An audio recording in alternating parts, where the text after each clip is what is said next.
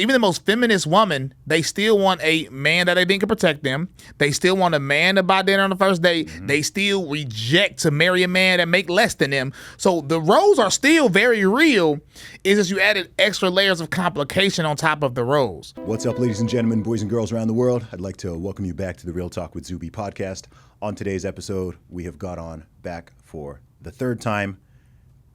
Good friend of mine, Christian conservative rapper and artist, Bryson Gray. What's happening? Welcome back, man. How's it going? It's going amazing, man. How's it going with you? Life is always good, man. Always blessed. I love that. That's what I say. Ask my wife. I always say life is always good. People say, how's your day? I'm like, every day is a good day. What do you mean? We alive. We working towards something. Even if it's a bad day, it's a good day. Exactly, man. I always think that at some point in my life, and I've had days like this, where you're going to have like a really, really, really good reason to be upset and sad. Yep. And so until those days come, just be happy. Yep, just be happy. Yep, that's why I try to be happy at all times. Awesome, man. Bryson, I've done a brief intro there, but some of the listeners may not know who you are, so please introduce yourself. Bryson Gray. I make fire and brimstone Christian rap. You know, I would call it regular Christian rap, but I don't like being mixed in with people that's like I'm completely different than. You have the Jesus is my boyfriend music, you know, which is needed. You know what I'm saying? Oh, I love Jesus. That's cool. Yeah. You know what I'm saying? But I'm more for conviction. You know what I'm saying? So that's what I do. But I'm also a nerd about many things. People don't know I do my own music videos. I shot a movie for my last album, edited it all myself. And my sister shot it. And then, you know, I'm into a lot of things. I play chess. I box. You know what I'm saying? I do a lot of things. You like to compete. Yeah, to me, I just like to learn how to do everything. And a lot of times, instead of just researching it, sometimes you got to get in there and to do it. You know what I'm saying? Like a lot of men nowadays, unfortunately, because we're, you know, everybody's spoiled now. A lot of men don't know what it feels like to be actually punched in the face or how to engage in actual violence. You know what I'm saying? Or to know how to, you know, do actual violence. So, you know, when it comes to boxing, you know, it's good for working out and it's good as a hobby. It's good to, you know what I'm saying, for your health. But I wanted to actually get into a ring, so I got into a ring and actually fought. Like, I actually spar people on a very consistent basis. You know what I'm saying? Because you have to get comfortable with us, because you never know what type of situation you're gonna be in. Yeah, for sure. Like with guns, I could just, you know, have a gun, you know, learn the basics, but no, I want to become like a sharpshooter. Mm-hmm. You know what I'm saying, or somebody that's close to a pro level, or at least an amateur level shooter. Yeah. Same thing with chess. I want to become like at least an 1,800, 2,000 rating in chess. What are you now? I've been stuck at between 11 and 1,200 for like a year straight. I'm not a chess player, so that doesn't mean that much to me, but I have a sort of vague idea. Yeah, so I'm above average. Okay. Like when it comes to a normal human being. Like if a regular person pick up chess that doesn't do it on a regular, they're not going to beat me. Yeah. But somebody that actually plays chess, they're probably going to beat me. So I'm at that level where it's like I'm good to people that aren't good. Got it. But I suck to people that are. In today's fast-paced world, it's getting harder and harder to live a healthy lifestyle. So many people are struggling with gut issues, stress, immune health issues, and more. A lot of it comes down to diet, but getting nutrient-rich food consistently isn't always easy and affordable. With hectic schedules, processed foods, and rising costs, we all need a cheat code in order to live a healthy lifestyle. My cheat code is Optimal Human. It's got over 90 different ingredients, including powerful vitamins and nutrients, and 1 scoop per day is going to help you to meet your daily nutritional requirements. It contains powerful superfoods like organic reishi mushroom for your brain, turmeric root for your joints, beetroot for cardiovascular health, CoQ10 for cellular health, and probiotics for gut health. It's really simple to integrate into your daily diet. You just add 1 scoop to your water, milk, a protein shake, or a juice, and it also tastes delicious. If you would like to try it out and get 50% off, go to optimalhuman.com/Zuby, and you will get 50% off your first month. Once again, that's optimalhuman.com/Zuby to get 50% off your first month. Try it out. Firstly, Dude, I admire your work ethic massively, and I think you're more talented than you get credit for. And maybe that's because I'm saying that not just as a friend or to gas you up, but genuinely. I know as an artist myself, the amount of effort and talent it takes to do several things, being multidisciplinary. Yeah. Production, making music videos, making songs. Like there's so much that goes behind it all. People just see the final product, but they don't tend to think of like, okay, what did it actually take put this whole thing together. And I know you do so much of that DIY, so it's dope, man. So just giving you some props there. Yeah, it's funny because the reason I'm sort of underrated as far as music talent wise is because of the style of music I do. Of course. So it's like, you have some political stuff in there or you have Christian stuff in there that the average person, they're going to automatically assume is corny because of what it is rather than judging it by the actual product. It's so weird to me because when I used to make worldly music, people where I'm from, I was known as like a musical prodigy. Like literally, like I've been making music since I was 4. So like I've had songs on the radio when I was 15 in high school, 16 in high school. And the guy that used to manage me, Wile E. Coyote, we used to go through deals. But I was the type of person where I'm like hard-headed. It's like I don't want to sign no deal. I have to read the contract. And I was always like, people call it hard-headed. I call it smart. Yeah. And like, he used to get so angry because I would turn down these deals. But like, I've been getting offered deals since I was like 15 for making worldly music. Songs on the radio since I was 15 for making worldly music. I performed with 2 Chainz. I performed with 50 Cent. I performed, what I'm saying? People, like even 50 Cent viewed me as like, he called me like a musical prodigy because I wrote a song for his artist.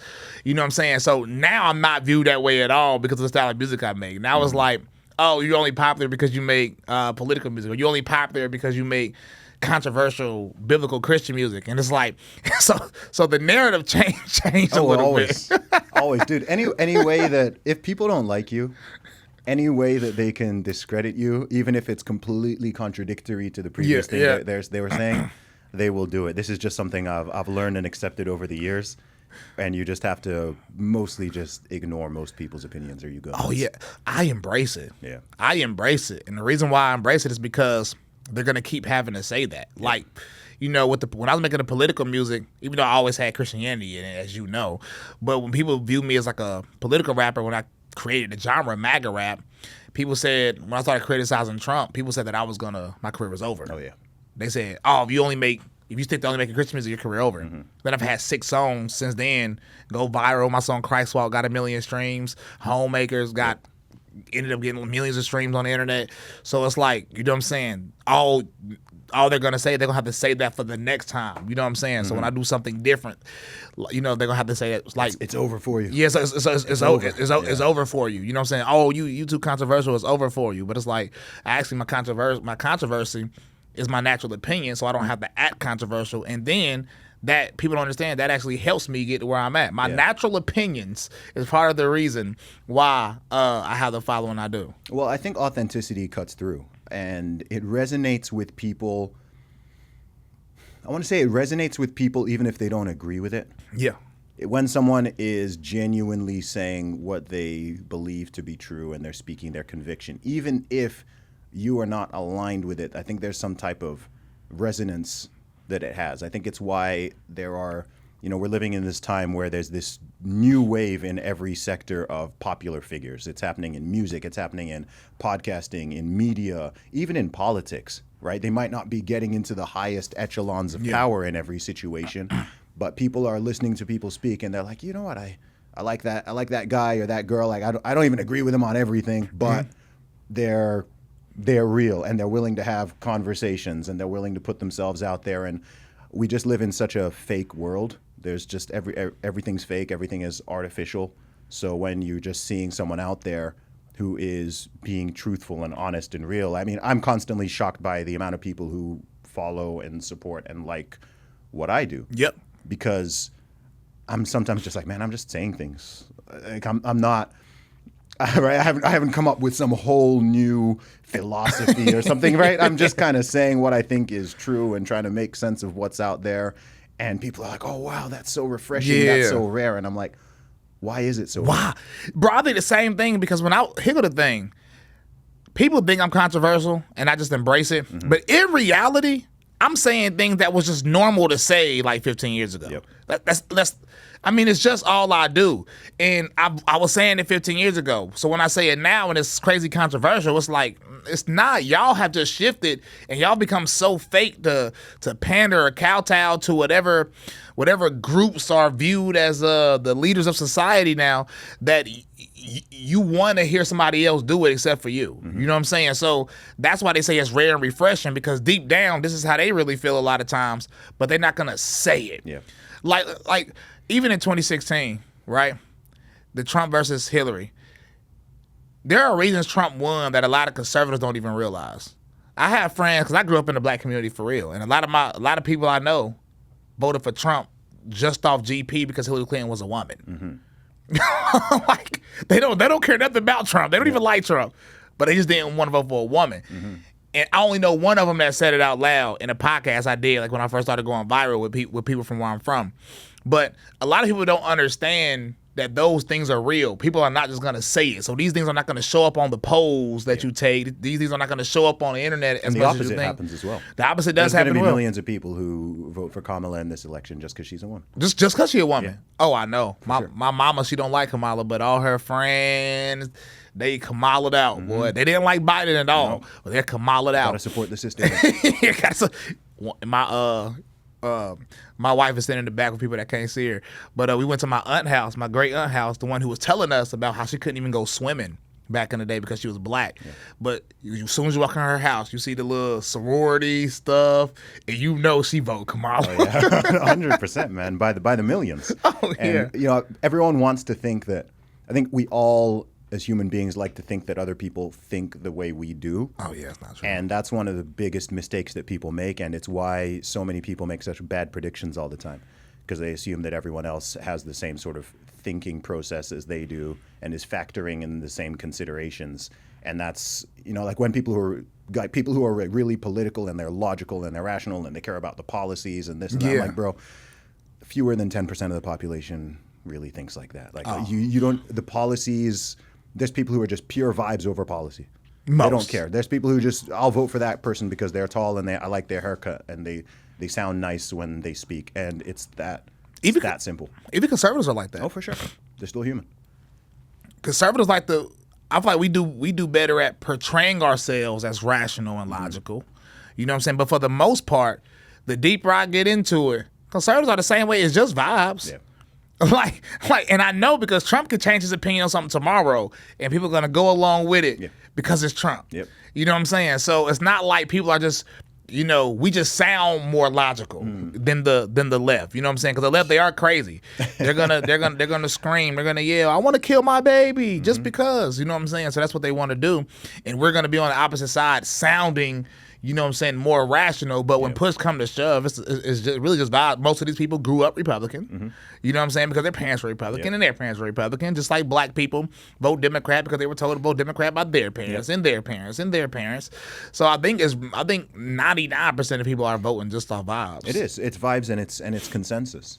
Yes, definitely because consensus. It takes an extraordinarily strong personality and someone with real conviction and courage to stand against a tribe, especially if it is a tribe that they're largely associated with. Yep. So if you are on the right, if you're conservative, it's okay. You can deal with all the crap you're going to get from the left as long as you have the support from the right, the people on the right and the conservatives, right? Same the other way around. People who are, hey, I'm a progressive, and they can deal with whatever blowback they get from people on the right, those nasty conservatives that they don't like anyway, as long as they have the support there. But when you take that, if you stand in the middle of the road, you get run over, right? Yeah. And you're now getting critique from that side and from that side, and it can hurt more. It almost always hurts more when it's from people who you are more associated with or who you share more values with or who you were previously associated with. So in your case in particular, you went like super pro MAGA. Yeah. Right? Like that was your first several years. I mean, you had MAGA albums, right? Well, so it was, but I view MAGA as different. So yes. Like but most people don't. Yes, they don't. So I'm gonna compare it to me and my homie 4G Auto Blow. Okay. Like 4G Auto Blow is very trumped out. Yes. He's just trumped out. I can't name a song where he doesn't mention Trump. You know what I'm saying? But that's really how you feel if you know 4G Auto Blow. Even if you listen to my earlier songs, it was all based on Christianity. Like Gun Totem Patriot, I didn't mention Trump's name once in my verse. It was about policies, about things that was going on. But I did say MAGA because I view MAGA as a movement, and I thought the movement was bigger than the man. Yeah. What's funny is I actually tweeted that, and everybody agreed. Yeah. They agreed during the time. Yeah. But then when push come to shove, I realized that, no, it's not. You know what I'm saying? And I had to learn that the hard way.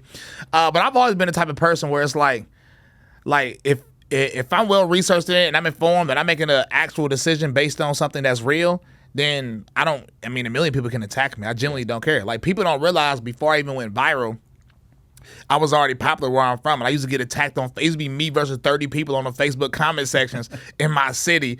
And I wake up every day, I post up on Facebook, everybody get mad, but they still looking though, because the people like to get mad for some reason. Oh yeah. And so I'm gonna stand on my 10 regardless. You know what I'm saying? But even when my early stages of MAGA, I'm talking policy. I'm talking about why I'm voting for Trump rather than I'm voting for Trump. Is my values are here, and this is why I'm MAGA. Even in MAGA stepping, gun tone patriot. My song, one of my first viral songs was called "Save the Babies," and I said make abortion illegal. Yep. You know what I'm saying? I've been saying the same thing since the beginning, and I thought that Trump represented those things in the beginning. But it was always my values brought me here, not Trump brought me here. You know what I'm saying? I get that. I think just the term MAGA itself. Yep. If you were to poll, I'd imagine 90% of people, not just in the U.S. but worldwide, they just totally associate MAGA with Trump supporter, and that's of course as simple as it is. And they just think of the hats, they think of the red, the white on the red. Yeah, that's it. Yeah, it's funny. Like even in the Vice documentary I did, they asked about MAGA, and I was like, you know what I realized? There's two MAGAs. And I was like, you have the MAGA, you know what I'm saying, that put the faith first, and then you have the MAGA that's just do whatever you want to do. Cult of personality. Yeah. And then even since then, I'm like, man, I was wrong there. It's really, even the people you think are more like, you know what I'm saying, values first, now they're really Trump first. Like MAGA is Trump's movement. There's no way around it. Trump is who you think of. Trump is what it's about. And it's hard as well because it's a multi-billion-dollar industry. Let's be real about it. I mean, if you want to make money and you want to be popular and you want to gain certain types of followers, then the easiest thing is to pick a side and be ride or die for that without deviating. Yeah. That's the safest, cleanest, easiest way to do it. Because because the thing is, if you upset that audience, then you're likely to lose their support. Unless you do a complete 180, you're not going to start gaining support from the people you've been attacking and criticizing for all the previous years. So then you're just in this sort of no man's land where, you keep a remnant of those people, but other ones turn against you. And like I said, man, it takes true faith and conviction. It's not something that most entrepreneurial or business-minded people or just average people would want to do. Yeah, because it's not the best move financially and things of that nature. That's literally where I'm at. You know what I'm saying? So like, I had the MAGA followers. Every time I drop the song, it'll go number one.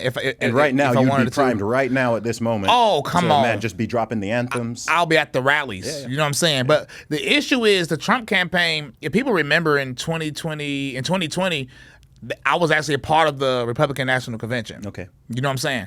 And because they pulled me out there. So in politics, they have like influencer lists. Yes. People that they think will help the campaign look good. I mean, you know this. And they'll prop up these people. So I was a part of that group of people for Trump in 2020, which is why they showed me during the Republican National Convention. After I shot that, they were getting contracts together because they wanted me to perform right before Dominant Silk came out at every rally. This is going to be at every rally, right? Then they called me a week later and wanted me to apologize to the LGBT Trump supporters. Oh, interesting. And I just laughed at him. I said, do y'all know who I am? Yeah. Like, Bryson Gray apologized to the LGBT for Trump. Have you lost your mind? You know what I'm saying? I told them, I said, I'm not apologizing. And they said, well, we can no longer, you know what I'm saying, push you. I said, that's fine. Because if y'all have a plan to go this way, and I'm not going this way with you, I understand it. But they really did. They stopped working with me. So I thought they were going to still hit me up for a few things. No, they literally stopped working with me. And I was like, I can respect that. What was it specifically they wanted you to apologize for? Because I know you got a lot of stuff out there. So it's a lot of stuff. Yeah. So they were already going back and forth like there's a gay Asian dude in a right wing movement, super gay. I think he has a partner in crime who he calls his husband, but that should be illegal. So I call him his partner in crime. He in a wheelchair. And they like super rich. They fund We don't need to name any names, but okay. Oh yeah, you know me. Yeah. I could name it. I don't remember his name for real. I'm glad I don't. I would have said it. But they fund a lot of stuff. And he was sending people my lyrics to my songs. You know what I'm saying? Which is ironic because a lot of people that was working for Trump, they listened to my Christian music, so they weren't surprised. Yeah. But they didn't think it was good for optics. So Candace Owens had a live stream, and she said, Trump is not homophobic. Stop saying that. He supports the LGBT. And then I said, I wish he was as homophobic as everybody thought. That'd be lit. And they screenshotted that, all the homosexuals with the MAGA hats on. Yes. They screenshotted that. And that was like the breaking, you know what I'm saying? That's what really made them say, Bryson, you're going too far. Too far. And I said, nope. And they stopped working with me. And then ever since 2020, it's 4 years later. 4 years later now. I mean, there's been many moments I've lost 8,000 followers, 10,000 followers in a day. Yeah. For criticizing for losing 10,000. What did you say to lose 10,000 in a day? Most I've lost in a day was about 3,000. So for real? Yeah, that was when I first openly made a very pro-life comment. No, so I had a concert. So I was already criticizing Trump, and at this point, I think he had just hosted the LGBT gala at Mar-a-Lago in 2022, and I was like, yeah, Trump got this might be the end for me supporting Trump. And people were just unfollowing me like crazy. So then a lot of the influencers, this was funny, I was booked for a concert in Florida that DeSantis was supposed to speak at and Trump was supposed to speak at while they was beefing. Okay. But you know how politics is, who cares? And I was performing and Forgiato Blow was performing. You know what I'm saying? And we told him beforehand. I said, listen, I criticize Trump. You know what I'm saying? Just to let you know, I criticize DeSantis too. But clearly I'm very conservative. Yep. And it was like, we don't care. They started getting, we released the flyers. They got hundreds of phone calls from Trump supporters. Yeah. They said a few people in Florida came up to their office. The office of the organizers of the show? Yes, okay. Yes. And they said, you have to remove Bryson. Wow. Yeah. So they removed me from the show. And it made me sad because they also removed Forgiato Blow. Okay. Forgiato Blow me and him have a difference of opinion there, but we're still friends. And so they just removed both of us, bro. And they removed it because of the pressure. And then a lot of Trump supporters got online and bragged about getting me removed. So you got canceled from was it like a conservative sort of concert? Was it like a MAGA concert sort of thing? It was not a concert because it was speakers too. Event. Okay. So you got canceled from a conservative event for being too conservative. Correct. Fantastic. Yeah. Okay. And then the last thing where I lost 8,000 that was Twitter. I lost 8,000 followers in a day on Instagram, because I said Trump is really not that much different from Kamala as y'all think on social issues. He just isn't. And then I was showing the clips of him saying certain things and how he switched, and I was showing the statistics on many things, and people were getting so on Instagram, they were so angry. And I thought people are used to this because I say it in my music. Yes. I mean, me and Tyson James, we have a song called Trump Is Not My God. You know what I'm saying? It's been out for a year. Yeah. So I thought that people already knew, but you can never underestimate the people that are shocked to hear certain things. No. And you have to remember that most people don't hear most things. Even genuinely avid followers. First of all, your algorithm is probably only going to show an average post to maybe 10%. Less. Yeah. 5 to 10% of your audience if you have pretty strong engagements. And then, people aren't like online 24/7. They're not seeing every single post. They're not listening, certainly not listening to every single song that comes out there. Yep. And so I think for some people it can be like something happens. They remember you from a certain time period and remember certain songs and certain things you put out there. And then some months or even years might go by where you're kind of on their peripheral, like they know who you are, and they see the odd post. And then they see something else going viral especially, and it seems like a complete 180 from what they saw before, and they haven't filled in this, like they haven't kind of come along on the journey, and now they're just confused. They're just like, wait, confused, yeah. And that's when they'll even start accusing you of like, grifting. Grifting, or you use Trump. Yeah, so you took money. Let's start saying you took money from you took money from and it. And I'm like, just like, what do you? I literally donated $1,000 when I didn't have money to Trump in 2020. Like literally donated $1,000 at least to Trump when this one I didn't have any money, and because that's how hype I was about the movement. Like we about to change society. And then people say grifter. I'm like, come on, let's just use logic. People don't even know what the word means though. Exactly. Like let's use logic. Would I make more money if I came out with a Trump 2024 song right now? Like my Christian music does well, but it's like over a time, the song has to grow. Yes. If I drop the Trump 2024 song, it's going #1, boom. I'm gonna probably make $20,000 in that week just off this one song. You know what I'm saying? So when we say grifting, I said no. Grifting would be for me to keep these views to myself, which would be the smartest thing. Keep my views, criticism to myself.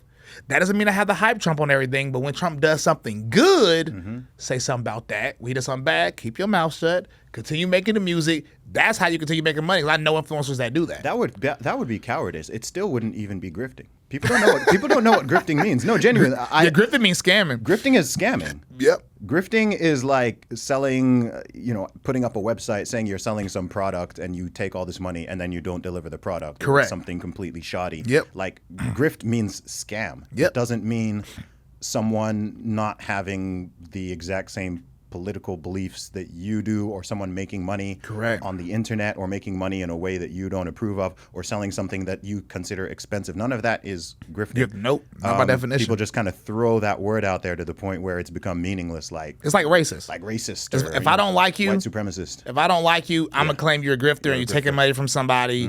And or shield. Or shield. They love that one. But I find it funny because I always think, what is God's plan for this situation? Like why did God do this? And what I realized is, even in situations like when I worked with Kanye last year, it's always like, why is God putting me in these situations?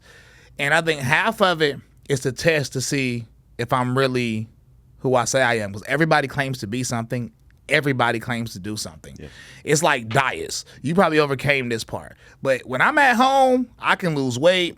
I can slim down. But when you get on that road and you don't have your own kitchen, and you gotta really try to have that mental and self-control, that's where I mess up with the diet. You know what I'm saying? So in anything in life, to extrapolate that, in anything in life, you don't know if you really are who you say you are until you get tested.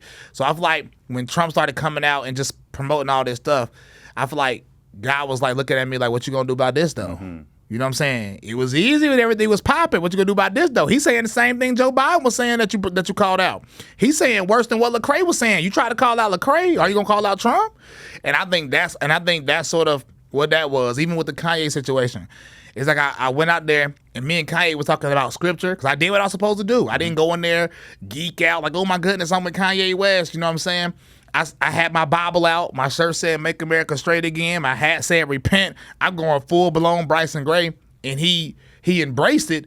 But then 7 months, 8 months after, he posted his wife naked. He's back to making degenerate music. Yeah. I think that's another situation. Was like, what am I gonna do? Mess up?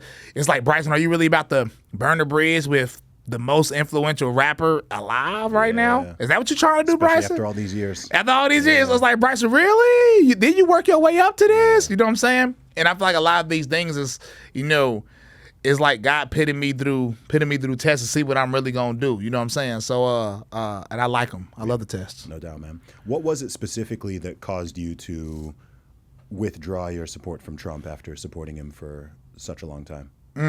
So the first thing is, I'm gonna say part of it was my ignorance, because a lot of things that the Trump campaign did, some things they tried to keep on a low. Like, you're not promoting it. Like, people don't know that this year he's held 2 fundraisers for the LGBT, with the LGBT. A lot of people don't know it because it's not something they're pushing out to you. So I missed a lot of things. Like, I really did miss, like, people in my sect, we thought him holding the LGBT flag, we thought that was AI. Okay.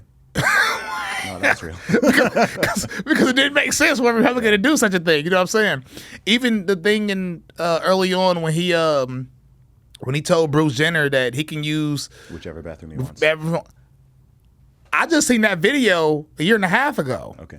You see what I'm saying? So it's like some of the things was ignorance.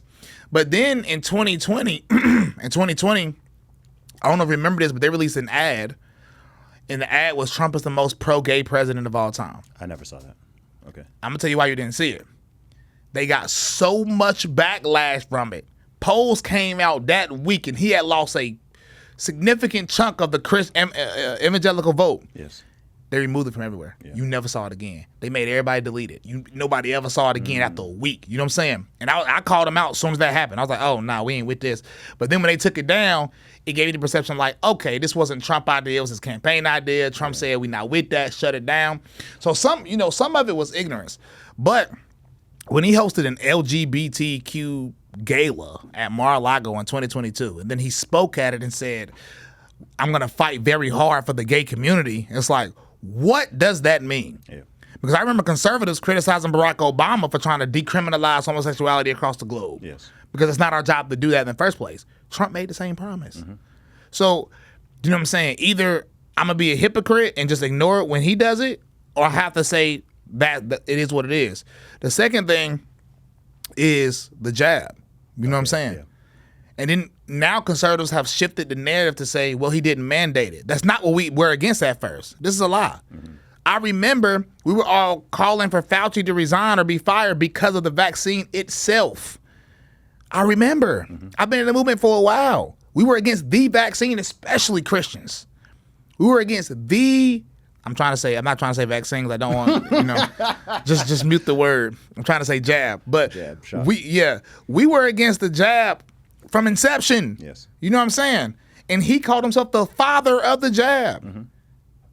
He did. It's also interesting how the left side of the aisle totally switched on that one. They switched. Because they were against it. Because he was making it. While Trump was the president. And then as soon as the presidency switched over, they started demonizing the people who were opposed to it. Yeah. And Kamala Harris herself. Yeah, exactly. Kamala Harris literally said she wouldn't take it because of Trump, because she said Trump was Russian geek, which is, that was a Rush product. I mean, I'm against all of them. Yeah. But especially the specific one. And then they have the mRNA in them. And then Trump to this day has not acknowledged any adverse reactions, even though it was over 500,000 reported. It's not in his interest to, because that would then undermine his narrative, and it would give his opponents an easy thing to beat him with. Correct. Yeah.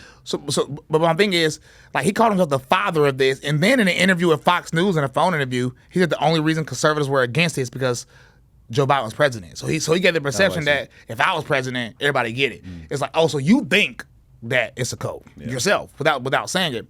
So that was like, as a Christian, that was a hard blow to me, because why what you say as a Christian? Why as a Christian specifically? Because the jabs use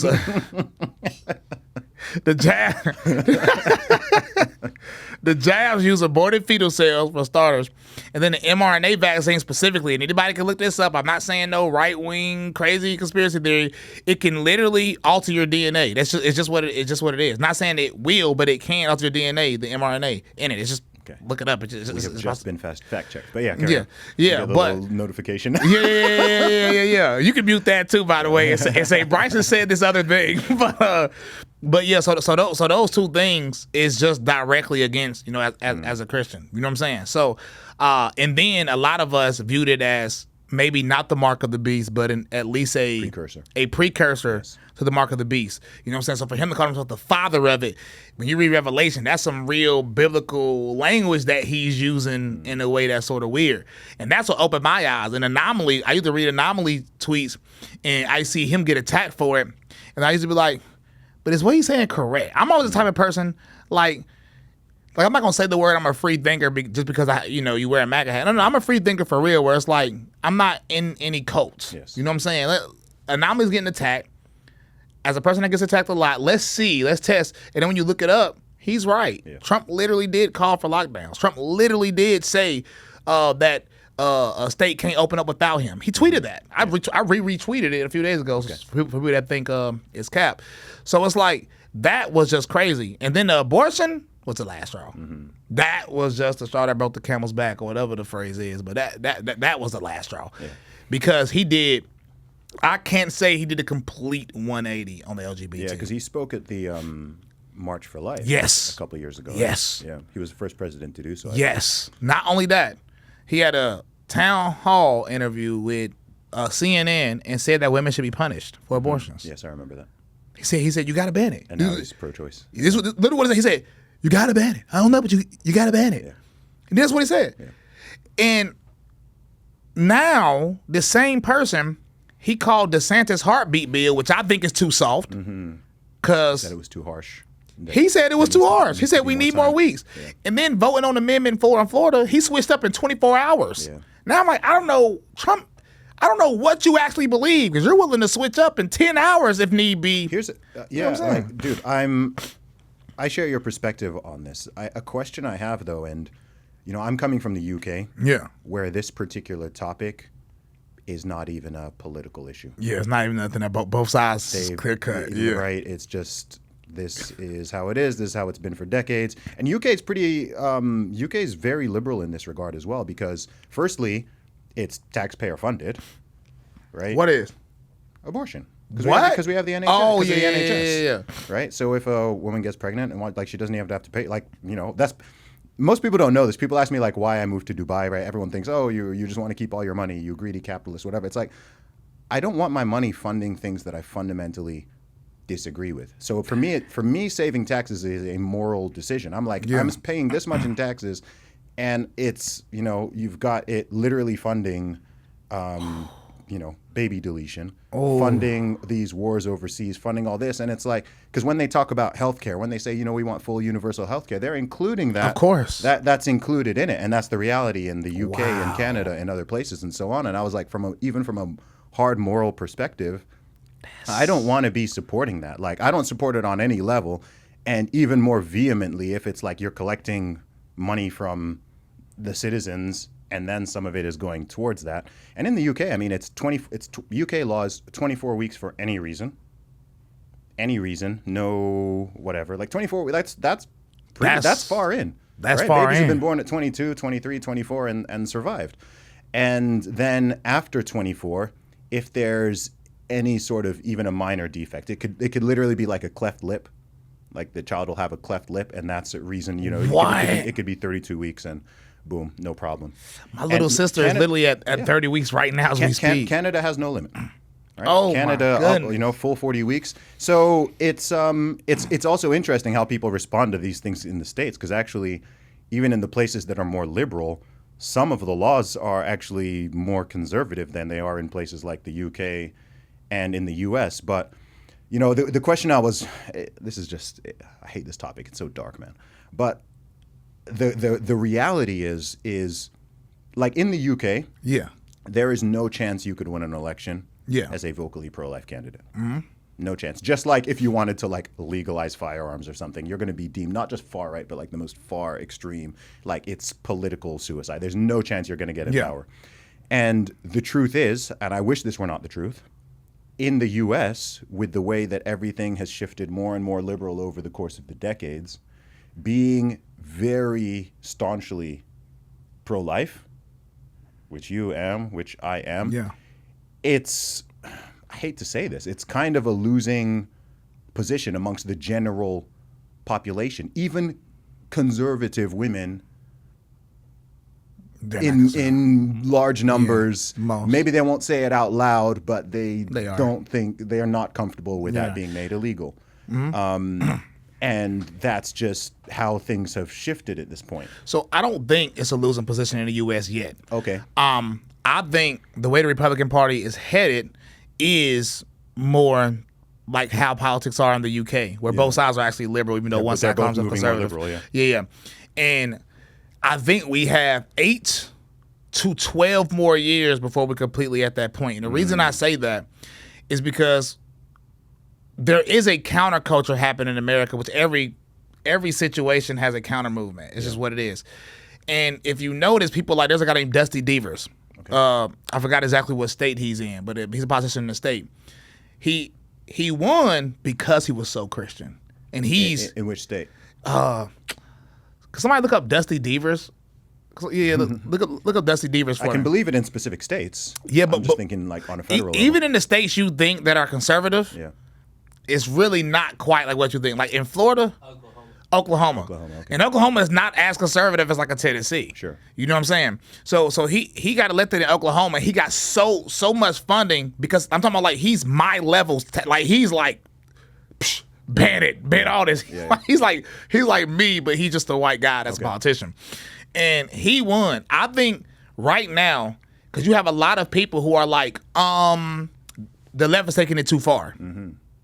The left is taking it too far. Maybe these hardcore crazy Christians were right. Yes.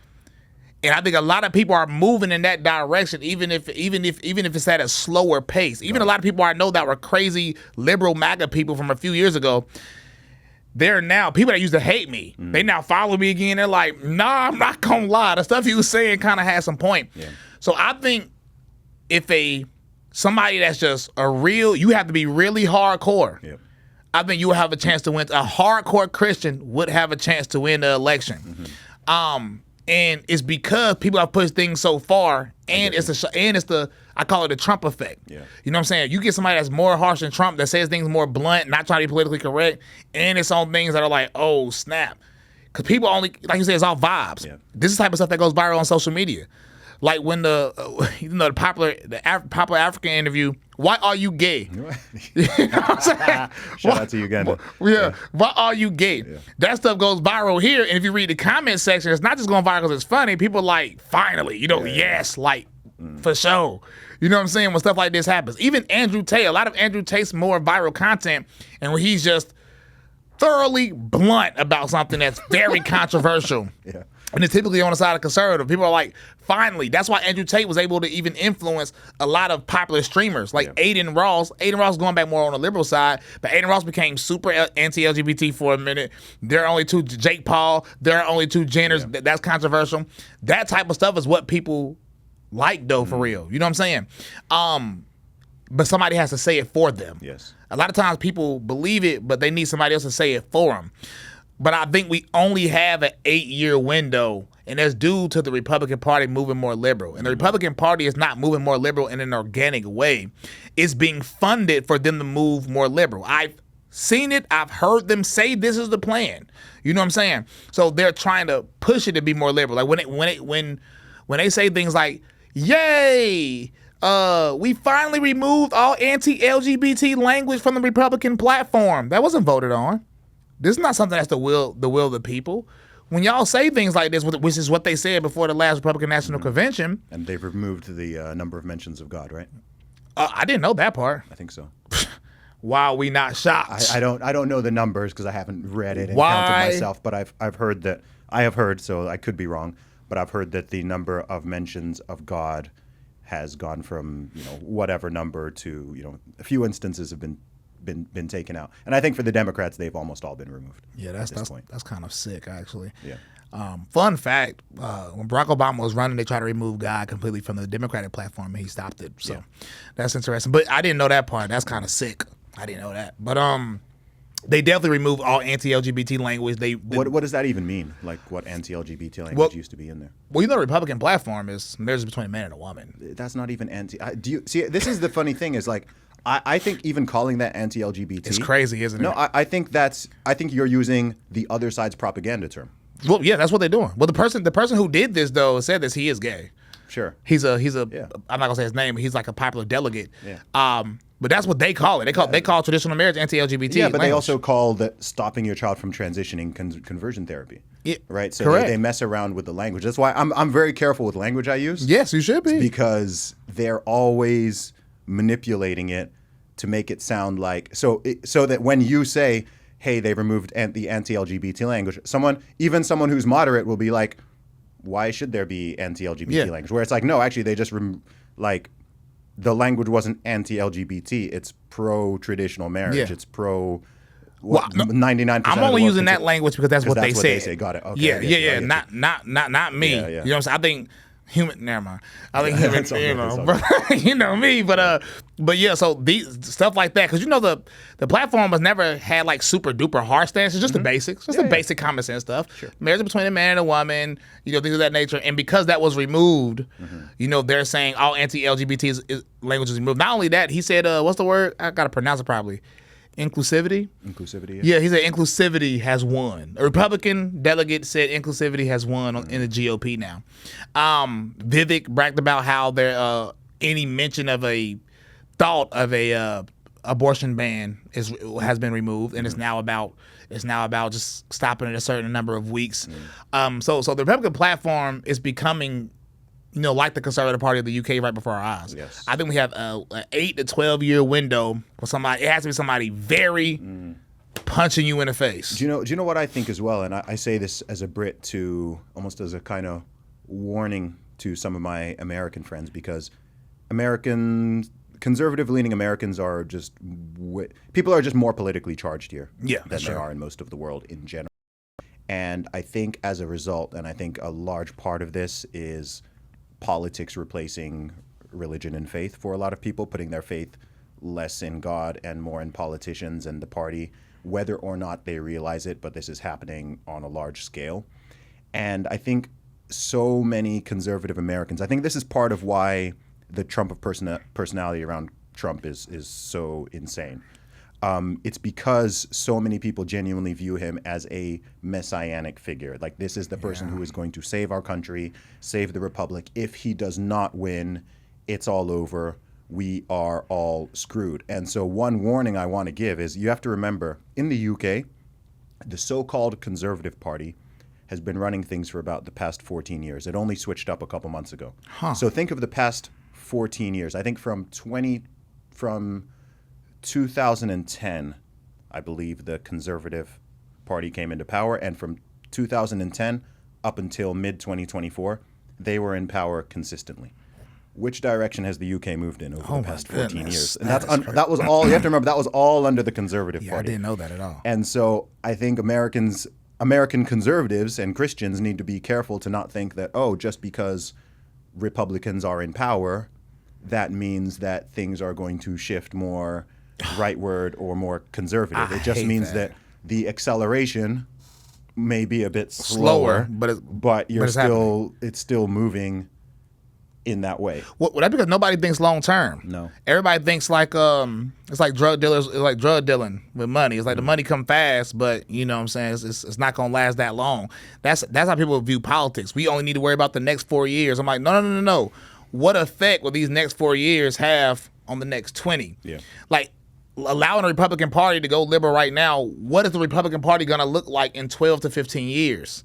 You know what I'm saying? Like, that's what we need to focus on, because if the Republican Party is trending anti-God, yes, we need to let our voices be heard, because we still are a powerful voting bloc for, we don't know how long. But instead, people are like, let's just worry about these 4 years first. You know what I'm saying? Let's worry about the 4 years. We have to compromise on everything to get in office. Let's just do it. And then once we get in, we're going to do all this magical stuff, fairy dust. And I think that short-term mindset is, I don't know why UK got to that point, but I think this short-term mindset from people, period, but especially conservatives, is what's going to hurt us more so in the future. I'll tell you why I think it gets like that. I think it's primarily due to secularization. Yeah. Because if you take the Christianity, and you can widen this and just say the religion, because I live in an Islamic country, right? Yeah. If you take the faith part out of conservatism and you want to have kind of Christless conservatism or secular conservatism, that basically means libertarianism. Yep. And libertarianism is, you could say it's fiscally conservative, but it's socially and culturally liberal. It's gays with guns paying low taxes. Essentially. So it's in the same way that I don't use the terms right-wing and conservative the same. You can be right-wing and liberal. Yep. And you can actually be conservative and left-wing, which might sound weird, particularly to some of my American listeners. Well, neo-Nazis are pretty much that. Yeah, well, you can have someone who is very pro, like, big welfare state, that think the government should be involved in tons of things. They're actually quite socialisty. Yeah. But in terms of society and culture, they actually are firmly conservative, super pro-family. They could be super pro-life, whatever. They just think that the state should be massively involved. They think rich people should be taxed very heavily and so on. So they can be economically left-wing, but culturally they're very conservative. Go ahead. I was talking to somebody that has a small following on the right wing. He was in Nashville. I'm not gonna say his name, so kind of know what I'm talking about. And we were talking, and He said, "Yeah, I'm a Nazi. Like I'm a neo-Nazi." He said, "You don't think you should get $1,200 a month?" Yeah. Like he said, blacks can stay in the country. Just we gotta keep the percentage at 13%. You know what I'm saying? It's like, but why wouldn't you want free healthcare? Like, why wouldn't you want a So he's genuinely like a nationalistic socialist. No, literally, but he's very conservative socially though. Yes. You know what I'm saying? Against LGBT, against abortion, against all these things. But just economically, he's like the government should pay for health care. You know what I'm saying? They should give us whatever Andrew Yang, I forgot the name of it, but UBI. UBI. He said we should get a $1,200 check for money just for being here. Like, you know what I'm saying? So he was really that's what he really stands on. Yeah. That exists. I think people conflate right wing and conservative and left wing and liberal, and I'm like, they're not the same. There are tons of right wing liberals. Oh yeah. Tons of right wing liberals. Like, you could be cool. You want to close the border. You want low taxes. You want low regulations on business. You could even want immigration restrictions and all. You could be very super pro-gun, super pro-free speech. But then when it comes to like social and cultural attitudes, extraordinarily laissez-faire. Let people do whatever they want as long as it's between consenting adults. And you could even be a champion for these things. And I think that's where the parties are moving. So I think that's also what happened in the UK. So in the UK, the difference between like the Conservative Party and the Labour Party, it mostly comes down to just economics. Yep. It's not, the social, cultural stuff is almost irrelevant at this point. All that culture war stuff, there's no debate around guns. There's no debate about abortion. There's no debate around, like, all of that stuff. Everyone's liberal on that. Yeah. And then it's just a matter of like, okay, how much do we tax the rich? What should the corporation tax rates be? The immigration policy also, it's not really, right? There's just not that much of a... It's also why in the UK there's more, I believe there's more floating voters.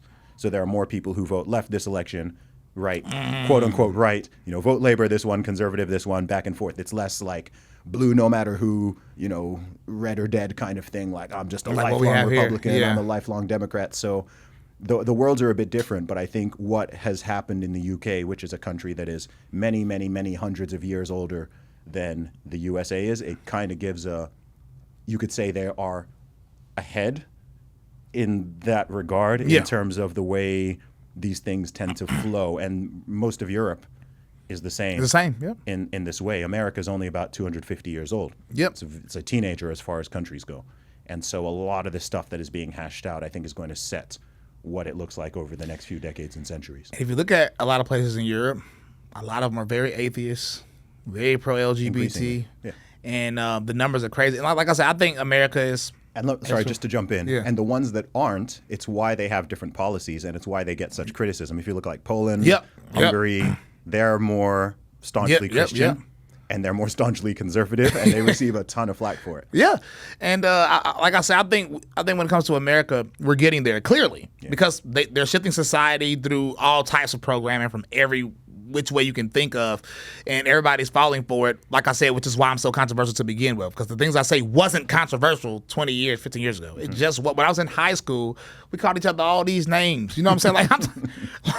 This is the thing that be confusing me. Like, I'm not controversial. Everybody is just gay now. Like, that's like, this is the reality. So what I'm saying just seems controversial because you shifted. You didn't pay. You would have thought painting your nails was weird too 15 years ago, but now you paint your nails because I guess it's what the cool kids are doing. You know what I'm saying? So, and I just think we just need somebody to just come in and just, like, I don't even agree with Dusty Deevers 100% on religion. Yeah. But he gets the basics clearly right. If he ran for president, I would literally make 100 songs for him. Please run for president, Dusty Deevers. We can have somebody. Yeah. You know what I'm saying? He'll get the press because he'll be so controversial. So give him the press. Here's a question for you, man. I mean, how much do you think politics even matters? 30. It's 30% of everything. I feel like. Okay.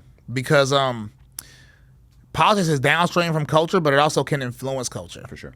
And the reason I say that because in 2015, when the Supreme Court pretty much forced every state to accept same-sex marriage, people forget what states voted on before that. Every state in this country, California was opposed to it, had a vote for same-sex marriage.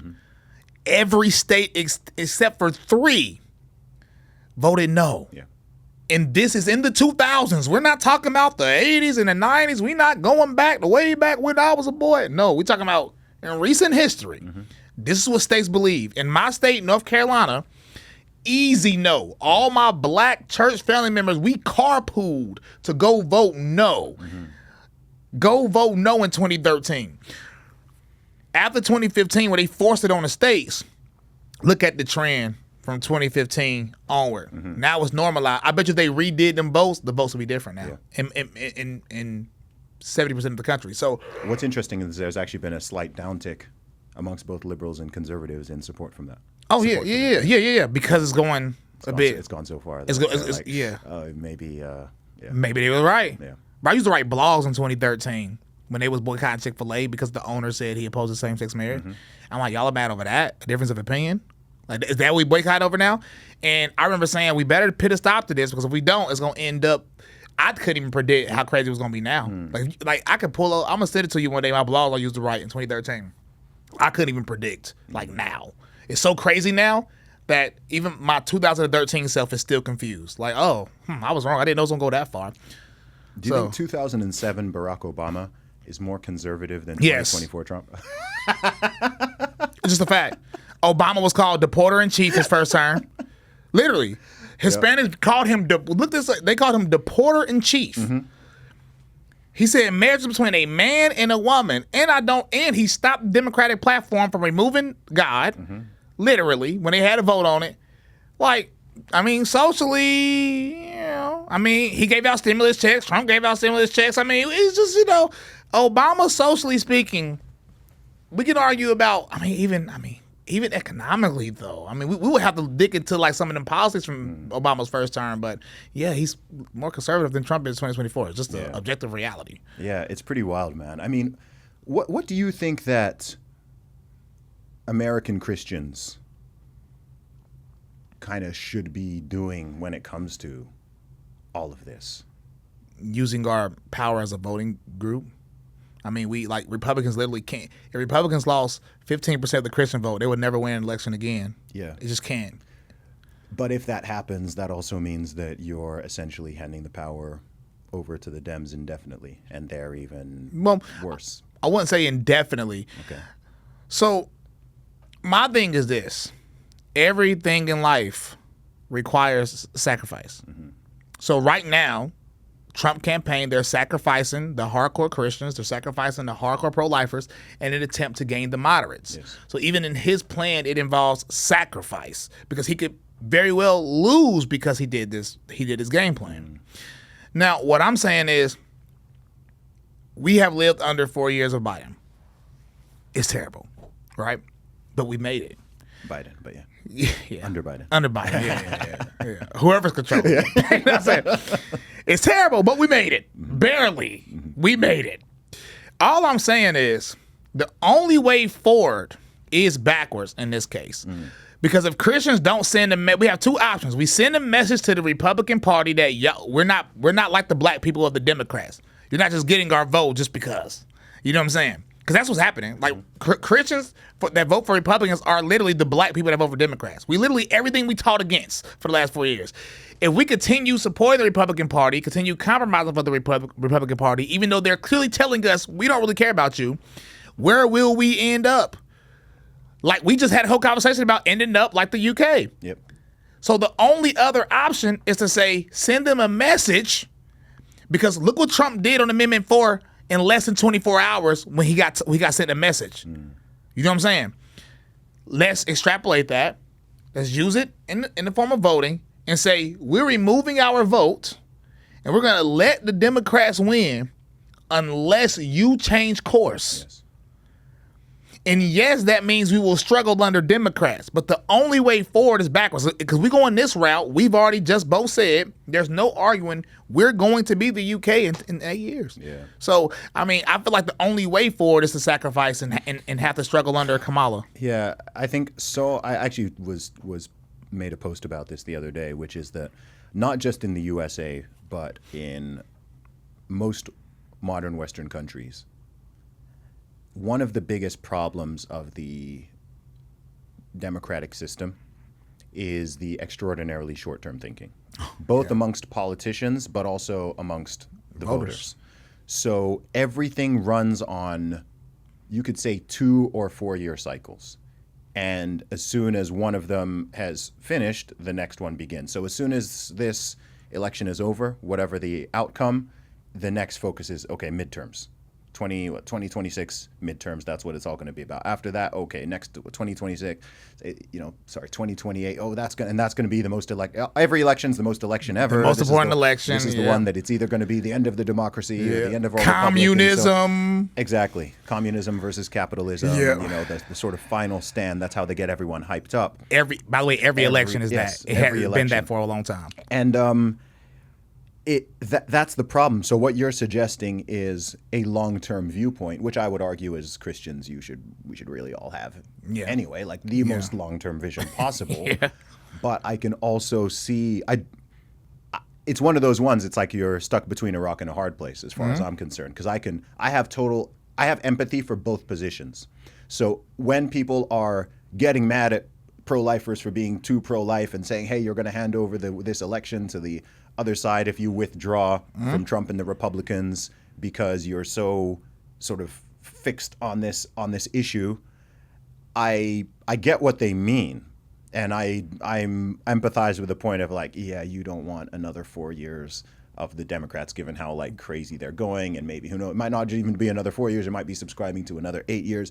So I totally understand that. At the same time, I'm not going to criticize a Christian for being Christian. I'm not going to criticize a pro-life person for standing strongly on their pro-life values and saying, hey, if both candidates are pro-choice, I don't want to support either of these and validate them with my vote. Like, I'm seeing all the, I see all these conversations going on, and I'm just like, man, I get where both I don't like it when people go like mad personal with the attacks and stuff like that. I'm not a fan of that. That's every day. Yeah, but it's just like, I don't really know what the through line is, and I'm an observer. Like, maybe who knows? Maybe I could get a ballot. No, but listen, I can't vote anyway. Listen, here go my thing. Yeah. Right, the pro-lifers that have been willing to risk their lives for unborn children. Yeah.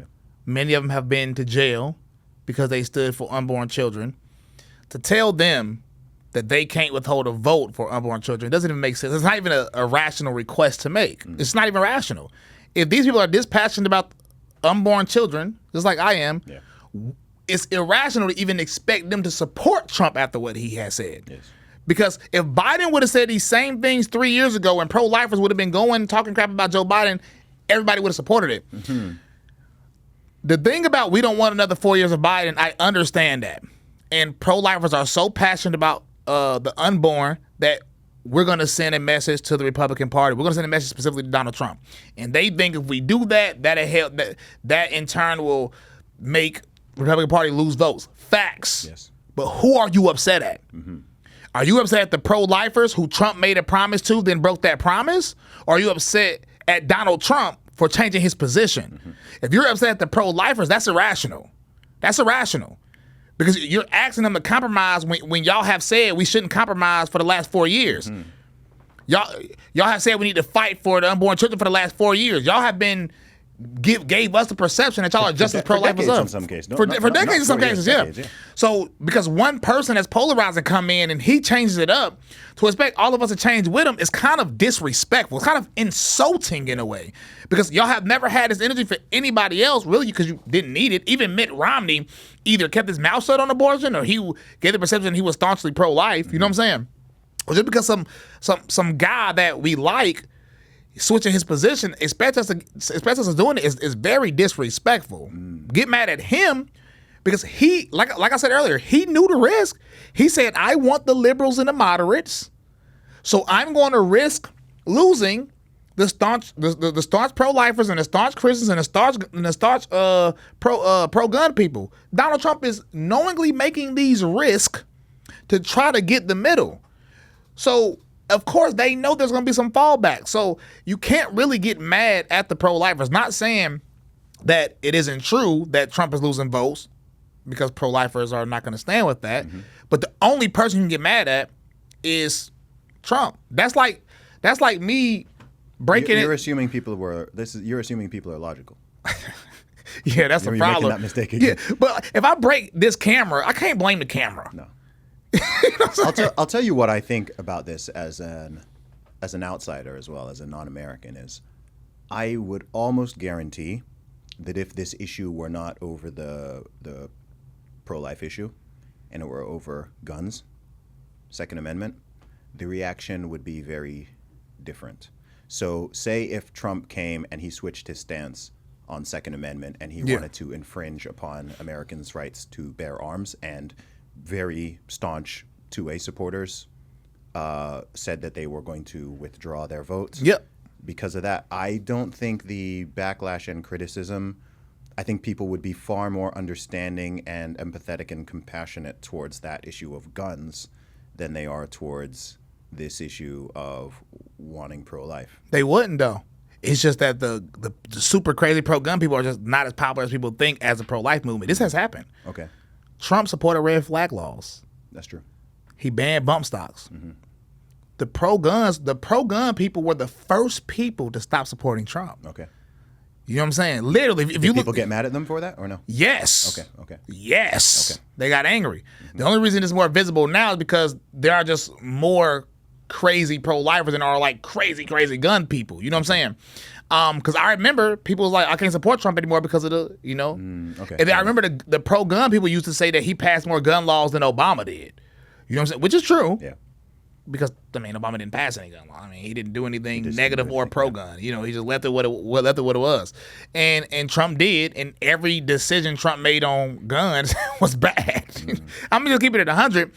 But with me, like, even when he banned bump stocks, I said, listen, I disagree with what Trump did, but that's not a breaking point for me. That if he would have went further than that, like red flag laws was a breaking point. Mm-hmm. But the bump stock and pro-gunners was like, this is a slippery slope. You know, they say the same thing as Christians say. So what's funny is this has happened. They were the first ones to actually start criticizing Trump. Matter of fact, Kyle Rittenhouse just told you, and then he. Yes, I saw that. Yeah. Oh gosh, man. People came hard at him for that. So that made me like, because at first I was gonna not vote, but then I'm literally voting third party, like, because like I feel like a lot of these, not all Trump supporters are like this. I still have Trump supporter friends. I mean, most of my friends are Trump supporters, to be clear. But the crazy cultists, like, just to spite them. I think they are terrible, evil human beings for how they treated Kyle Rittenhouse. They acted like they donated to Kyle Rittenhouse legal fund to buy his votes. Yes. I thought y'all donated to him because he was being wrongfully accused of something, being wrongfully taken through the ringer, and he was a kid who defended himself against people, and I thought we were supporting him for that. I didn't even know we didn't even know if he supported Trump or not. No. So the fact that with Kyle Rittenhouse, I was like, we donated, you give us all our money back. Like, he a slave. You bought his vote, and he has to bow down to you. And then the worst part is, Kyle Rittenhouse called me that day. I thought he told me he was gonna stand on principle, but when he switched, when Kyle Rittenhouse switched and said he's back supporting Trump, them same people were like, I'm glad you got back in line. Yes, I saw that. It was very cultish. It was extraordinarily cultish. Got back in line. Yeah, I saw that. And I'm a black person. I rarely get angry, but I wanted to hit up a few of them dudes because a lot of them was men. I'm like, come to Tennessee. It's like what they tried to do to Kanye when he had the MAGA hat. Or literally, how they treat literally how some members of the Black American community will treat other Black Americans if they quote unquote step out exactly. of line. And it's like, who are you? Come to my garage. I got gloves. Give me 3 minutes. We're gonna spar for 3 minutes. Because some people need to get taught a lesson because the way they talk to him, like I get to talk like that all the time, but I don't know why. When it was said to him, it just irritated me. Like it don't irritate me when it's said to me, but when they attacked him, it really messed with my spirit, bro. And I was like, I almost dislike the cult sect of MAGA as much as I dislike liberals. Matter of fact, no, I dislike them more than I dislike liberals, because at least with liberals, they are consistently terrible people. So I never get the perception that I'm talking to somebody that I can reason with. You're gonna support killing babies. You're gonna be all this. You're gonna compromise. You don't care if I believe in God. We already know this. But with these conservatives, they all claim to believe in God. They all claim to be Jesus followers. They all claim to be all this. And then the way they attack people over Trump, y'all don't even do that with the Bible. No. Because y'all be... The truth is, when you read between the lines and you actually watch and observe people's behavior, a lot of people, I don't know the percentage, but a lot of people put politics over faith. Oh, easy. Like, they wouldn't say that, and they themselves may not even realize it. But when you look at the priorities and how vehemently they attack or defend certain things, it becomes very clear where people's priorities lie. Oh, clearly. It becomes, yeah. And, you know, another thing I've learned over the last several years, particularly since I've been doing hundreds of podcasts, doing them, appearing on them, growing my social media, is the majority of people, I think it's fair to say, the majority of people don't want to hear your opinion. They want to hear their opinion coming out of your mouth. Yep. So when they're seeing accounts with big followings, or they're seeing YouTubers or podcasters or even politicians or pundits, they want the validation and reinforcement. They want to use your megaphone. This is why they get so angry if you take a picture with someone they don't like, or you host someone that they don't totally agree with on your podcast, or so they're constantly trying to police who you can associate with. They're trying to police the things that you can say. They're trying to police all of this. And a lot of people will say, oh, well, that's like the left. It's the left doing that. And I'm like, no, it's not just the left. This is a human trait. This is a human flaw, where when people have like really strong convictions in certain things and they become a member of a tribe, they do not want anyone venturing out or associating with someone on the other side. This is how the Democratic and Republican parties are so extraordinarily polarized now. Yeah. Where they won't even, like, if a bill is brought forward, firstly, no one reads it, but they will just vote based on, was it proposed by a Republican or proposed by a Democrat? There's no bipartisanship. It's like, okay, this bill comes forward. Okay, it came from the Democrats. I'm a Democrat. I'm approving. Oh, it came from the Republicans. Deny. And the same the other way around. And it's actually extraordinarily juvenile. It's the way like really young children behave. This is why I feel like one of the best things I did was leave MAGA rap. And the reason why, because what I started realizing is y'all do not care about me making music about my values. Y'all do not care about me making music about any of this. What you cared about is I was making music that supported Donald Trump. It wasn't about me talking about how pro-life I was. Even in Let's Go Brandon, nobody mentioned Trump's name once. But they viewed it as pro-Trump because it was anti-Biden. That's one of the main reasons they supported it. So it's like, y'all don't even care about the art of the music. And not the, like, this is going to sound like a worldly like thing I'm about to say, but also the people that used to compare me to musically, I was like, what are you talking about? Did you say this guy is like on the same level as me? Like, joking a little bit, but seriously, it's like, what are we talking about? So it wasn't about the art. It wasn't about nothing. It wasn't about the values. It was solely about this is good for Trump. Yeah. And it's like, that didn't sit with me right either. I feel like the music I'm making, like if I say a bar, the bar doesn't really matter. You know what I'm saying? It's like, well, it's like even when I said the simple bar, I said I keep a drum like I'm Nick Cannon. Mm-hmm. People said I can't support this song because you're shouting out Nick Cannon and he's anti-white. And I'm like, no. And then they'll argue with you that hip hop is overly simplistic and doesn't have complex lyrics, and that even though the fact they don't understand the basic ones in hip hop. Oh yeah, you know how I am with that kind of, people think I'm saying it because I'm a rapper, but anybody that knows me, I listen to all types of music. I make all types of music. But when it comes to lyrics, rap is the most complex form of music. I don't even think it's debatable. That's the crazy thing. Yeah, like how is it debatable? Not. It's because people have this, people who are not real hip hop fans, and I also understand where this comes from. Yeah, they heard Sexy Red. Yes, exactly. So when they hear hip hop or rap, they're hearing like the complete utter modern nonsense that might be on the radio. And to be fair, that is completely devoid of lyricism. Oh yeah, and so true. they're taking that, and then I don't know, they're comparing it to like Bob Dylan or whatever the case may be. Yeah. They're not taking an actually lyrically complex rapper. But even that's bias, right? Yeah. They try to take the low-hanging fruit of rap and compare it to who they believe is the best in this genre. Yeah. See, they could even just, I mean, if people were being honest with this, they could even just take an Eminem, regardless of whether someone is an Eminem fan or not. But lyrically, he's like what artist in another genre has that level of lyrical complexity? I mean, just just flat out. It's like, I'm gonna give you the band. As a person that listens to all types of music, there's a reason why more rappers were able to go into other genres of music and be successful. It is not the other way around. It's just what it is. Like Miley Cyrus, you know what I'm saying? She tried to do the more urban thing and it worked like a few songs, but she got ran back. You know what I'm saying? But people like Post Malone started as a rapper. Yeah. And now he's a pop star. What's the country guy that's popping right now from Nashville? Baby, what's the dude we met at the airport? He's super popping right now. Country singer? But he's a rapper? What's the name? Jelly Roll. Jelly Roll was a rapper. Yeah. And now people know him as a country singer. Sure. You know what I'm saying? Other people, like people say anybody can rap. No, you can't. No, not well. Like anybody can attempt to do it, right? But if you try, it's gonna sound super corny and super crazy because rap is a very technical form of musical art when it's done properly.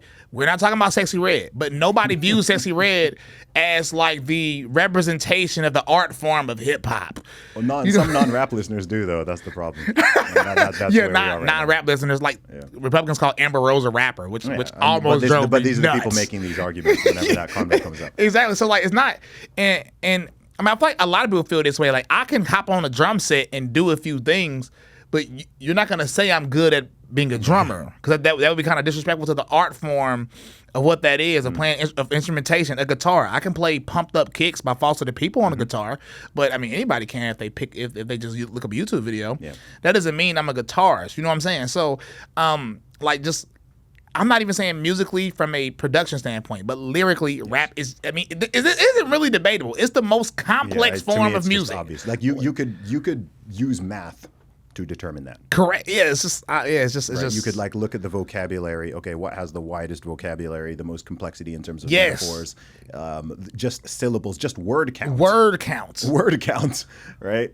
Yeah. Anyway. Yeah. What are your thoughts on? I mean, this might sound a crazy question to ask from one rapper to another rapper, but like, what are your thoughts on not just modern day, but how hip hop culture and music has been over the course of our lifetime? As in, I don't know, best way to frame it. Force. Net positive, net negative, primarily force for good, primarily force for bad. Like we both love hip hop, obviously. Yeah. We love rapping. But at the same time, given our values, there is a completely reasonable criticism to be made of the vast majority of it. So what are your thoughts on that? Hip hop today, I feel like is in a golden era when it comes to sound. And what I mean by that is there's a space for every style of rap. If you want the boom bap 90s styles rap, there are artists that specifically does that and they have a base. If you want the rock and roll sounding rap, there's artists that specifically does that, they have a base. If you want the Eminem style rap, there are artists that's in that category that have a base. If you want trap, and all of these things has a space today versus growing up, it was really like one style, you know what I'm saying, that was popular, and these other styles you'll be looked at as corny. But rap is in its most degenerate form. And the reason I say that is because in the 90s, you had degenerate music, but you would hear a keep your head up on the radio. Yeah. You would hear a positive song on the radio in the 90s. You don't hear positive music on the radio now. It's sex, it's drugs, it's murder, it's money, it's car. That's it. It's selling drugs. There's no positive. And granted, I don't even listen to mainstream music anymore, so it might be, but I highly doubt it. You know what I'm saying? From what I see on my timeline. And so I think we're in the worst era of rap ever due to that. And also the skill it takes is also lacking now. Because now it takes less skill for the artist because production is so evolved. You know what I'm saying? So a lot of rap now hangs on this production because the production is better than it was in the 90s. I would be lying if I said it wasn't because they're incorporating so many different sounds and in rap music now, and it's not just old school samples with the same drum pattern anymore. You know what I'm saying? So I think production wise, hip hop music is in the best space ever because there isn't a genre of music that I can't give you a song that it got mixed into rap some type of way. But lyrically and rap was always meant to be counterculture. You know what I'm saying? It was about having fun too. We actually listened to the early rap. It's like sending a message. Even terrible stuff like NWA. A lot of their stuff was a reflection of what they believed that they were going through during those times, and it had like meaning to it. Flavor Flav old stuff, it had meaning to it. Tupac music, most of the time had meaning to it. And also just even the stuff that was considered degenerate, it was nowhere near the level of degeneracy. Of course not. Nah. The stuff we listened to that was crazy. It's pretty wild now when I hear crazy. something. I'm just like, yo, this is... It's crazy. Like, it's crazy. Now, don't get me wrong. I'm from the South, so I grew up.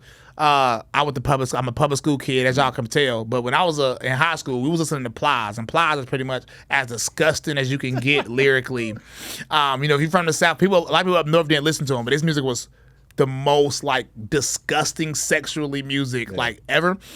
But now but he was not like it was him. Now that's just what you hear. Yeah. It's every female rapper. Like we need to ban female mainstream female rap.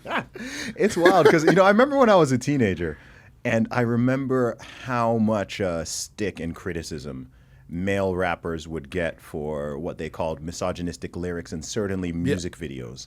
And when I go back and I watch that stuff now or I listen to it, it's pretty tame in comparison. Like, I remember when the Jay-Z Big Pimpin' video came out, dude, huge backlash, crazy backlash. Nelly, he had a song called Tip Drill. Tip Drill, crazy backlash. Like, people were trying to ban it, ban the video. Yeah.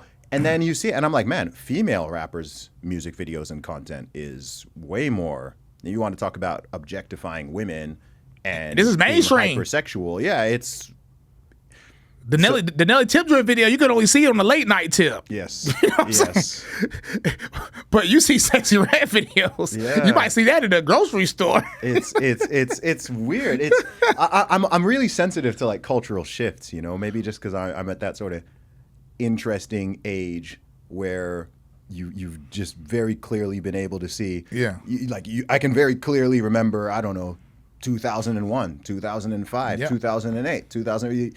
I'm very aware, like I can have a good, strong memory of like what stuff was like then, and then you just see the shifts. Yeah. And you can just look back and see, okay, in 2007, people were saying this and we're doing this, and now, like 2007 doesn't sound, maybe to like my youngest listeners, that'll sound like a really long time ago. Oh no, it wasn't. But it's not. I remember being in high school. Yeah. Being a millennial, we was in the perfect time where we remember not having internet and we had internet. And we're the last generation that can say that. I got a question that regards all this, but it also mixes in with the last topic. When was the last time you heard just a real good love song from a rapper? Like 21 Questions by 50 Cent. Oh. You know what I'm saying? Like it wasn't all about sex. It was like about like literally taking you out, like being, you know what I'm saying? And it was like, when the last time have we heard like a love song by a rapper that wasn't just let me do some nasty things? Yeah. I haven't been listening to that much new stuff. Me neither. Past couple years. So. But even when I was listening to secular music, I can't remember it. Yeah, I'm sure it's out there, and I missed it. I don't know.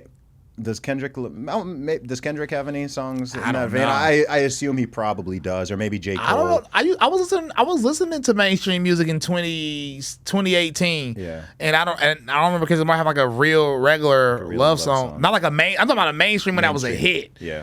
From a rapper. You know what I'm saying? Like it's definitely not common. Yeah, that's it. You know what I'm saying? Back in the day, all rappers used to know you have to have a love song on the album. Yeah. You know what I'm saying? You had to have like just a good love, and it usually ended up being the one that was a hit. Yeah. You know what I'm saying? Like 21 Questions about 50 Cent. But it's also because that's when people were more album focused and less single focused. Oh, true. Now everybody wants the just TikTok trends. Exactly. Yeah. Now it's the singles, songs have gotten shorter, and so people are less looking at a full balanced album. Yeah.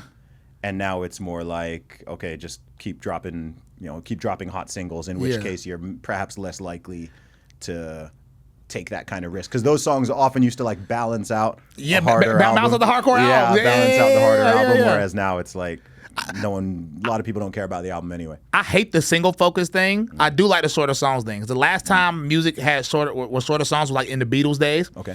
If you listen to a Beatles song, it was probably a minute and 50 seconds, 2 minutes. Because most songs were short back then. Then when hard rock got more popular, the songs started getting longer.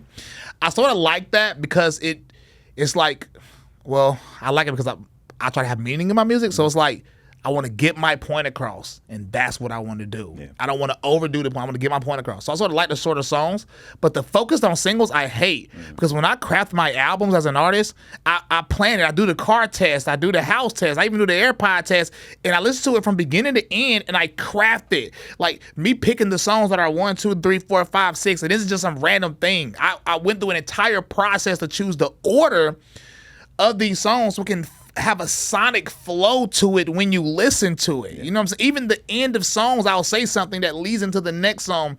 And people don't do that anymore, and it sucks. Yeah, it sucks, man. I want to shift gears a little bit, bro. So, you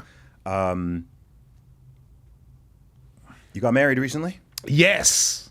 Of course, your wonderful wife is here. Yes. In studio, hiding off camera. How's it been, man? I love it. It's almost been a year. Yeah. I think I told you this at the Daily Wire movie premiere. Yes. A lot of people say the first year is the hardest. My parents even said that. My parents been married for 30 years, 35 years, something like that. For us, it really, like, because I don't, like I told you last night, I don't want to say something and then I get tested over it or something. You know what I'm saying? It's just been smooth the first year. Yeah. You know what I'm saying? But we got bad news about my wife's fertility, which we're working on now. And that's kind of hard. But to me, that actually bring us closer. You know what I'm saying? So it's like, as far as like our relationship, it hasn't been a rough first year. Not saying rough patches won't ever come. Sure. Because I mean, if you married 30 years, if a rough patches don't come, that'd be kind of weird. Yeah. But the first year has been like beautiful. Awesome, man. How is it? How do you say it's most changed you or changed your life? It changed my life because, and I'm gonna say something so funny. I haven't been married yet, so I like to ask married people this question. My wife balances me out. Someone has to. Listen, I'm an artist. I am messy. Yeah. You know what I'm saying? I have a very like uncaring personality, which means like I'm not like if I'm about to go to bed, I'm just tossing my clothes on the floor. Yeah. It's just what it is. So without my wife, everything would be overly chaotic. You know what I'm saying? And I work decently in chaos because I'm so used to it. But it's like, it feels good like when I wake up and the clothes I had, like, you know what I'm saying? Just certain things that my wife does, it just it makes my life just 20 million times easier. You know what I'm saying? And I feel like that's what a wife and a husband is supposed to do. You know what I'm saying? A wife is supposed to be submissive and a helpmate. You know what I'm saying? And be there for you, love you, and all the things. Oh, yeah, so submission. That's what the Bible says, y'all. Sorry. People are removing that from their vows now. Oh, yeah, I know. It's kind of sick. They probably should, though, if they're not going to mean it. So. But what's the point of even bringing up, what's the point of having a pastor if we're going to remove the Bible? Man. You know what I'm saying? Man, this is I mean, this is the whole topic in it. Oh, and say, dude, this is a massive topic in itself, man, because marriage rates are plummeting. Oh, of course. And dropping and dropping and dropping. For good reason. Because people are not doing what they're supposed to do. Like right now, what I just said about what my wife does for me, people will be like, "So your wife is your mother?" You know, no, my wife doesn't have to buy anything. Yeah. You know what I'm saying? My wife doesn't have to worry about anything. Yeah. Because my job is to provide, to lead, and to protect. Yeah. My wife probably doesn't even think about somebody coming in the house and doing something to us because she knows that I will be up with my gun in my boxers. Yeah. If I hear some crazy noises, you know what I'm saying? She don't have to worry about, you know what I'm saying, going to work a 9-to-5 job, you know, trying to be a boss babe with 20 cats, you know what I'm saying, angry because you had a bad phone call with a customer. She doesn't have to worry about that, you know what I'm saying? So, I do my role, you know what I'm saying, and she has her role, and that's probably why it's been so smooth so far, even with some of the worst news any woman could get. Sure. Where do you think this country is going to go in that regard? Because the polarization between men and women is increasing, even statistically. Yeah. The marriage rates are declining. Yep. The birth rates are declining. Yep. And I think this is a much more long-term consequential issue than people realize. Like right now, it's kind of, people talk about it a little, but I think it's new enough that you haven't seen the long-term repercussions, and it's the population is still growing because of immigration primarily, and because people are living longer, and so we're not keeping up with the replacement rate though in this country. We're below replacement rate. No developed country is. Oh, except Israel. Israel is the only country that's considered an economically developed country in the world, not just the West, that is above replacement. Wow. US is about 1.6. Yep. UK, I think, is about 1.4, 1.5. Japan's down to about 1.1. Japan is getting bad. South Korea, 0.7. Wow. South Korea is cooked. Wow. They're set for a 97% population decline over the next few generations, unless they can reverse it. And as far as I know, all throughout history, no population has ever managed to reverse that. Well, the thing with marriage, the reason why everything is bad is because I hate to sound so typical Bryson Grayish, but Please do. when you leave your roles from a biblical perspective, Yeah. and when you make everything secular, this is the natural progression. Because women, they do control how men operate if the men are focused on having sex with women. And that seems to be the main driving force for a lot of men is how can I get these women to have sex with me? That's why feminism is so successful. Because if we notice, even the most feminist woman, they still want a man that they think can protect them. They still want a man to buy dinner on the first date. They still reject to marry a man that make less than them. So the roles are still very real. It's just you added extra layers of complication on top of the roles. So when you have women that don't like the word submission or don't like the word lead, bump the word submission. We can admit that sounds bad in 2024, but lead shouldn't sound bad. A man should lead a woman. Women don't even like that. Women will say, I can lead too. When you're not even genetically built to lead a man. You're just not. You're more emotional naturally, which is a good thing because it makes you more nurturing. You know what I'm saying? In many cases, so it's a good thing. I'm glad my wife is more emotional than me. If she had the personality of me, I would think she was a sociopath or something. Yes. She probably thinks I'm a sociopath. Baby, do you think I'm a sociopath? Because I'm a little different. But you know what I'm saying? So we don't want that. But the way they use it, they put themselves in positions. Like, I hate to be the bearer of bad news, but has anybody ever worked at a call center or a workplace that has at least 50% women in it? It is terrible. It's a terrible experience. It's drama. Women don't know how to have a phone call with a customer without cursing them out because she takes it personally that they're mad at the company. They don't know you. They're mad at the company. Yeah. And it's hard for them to handle that.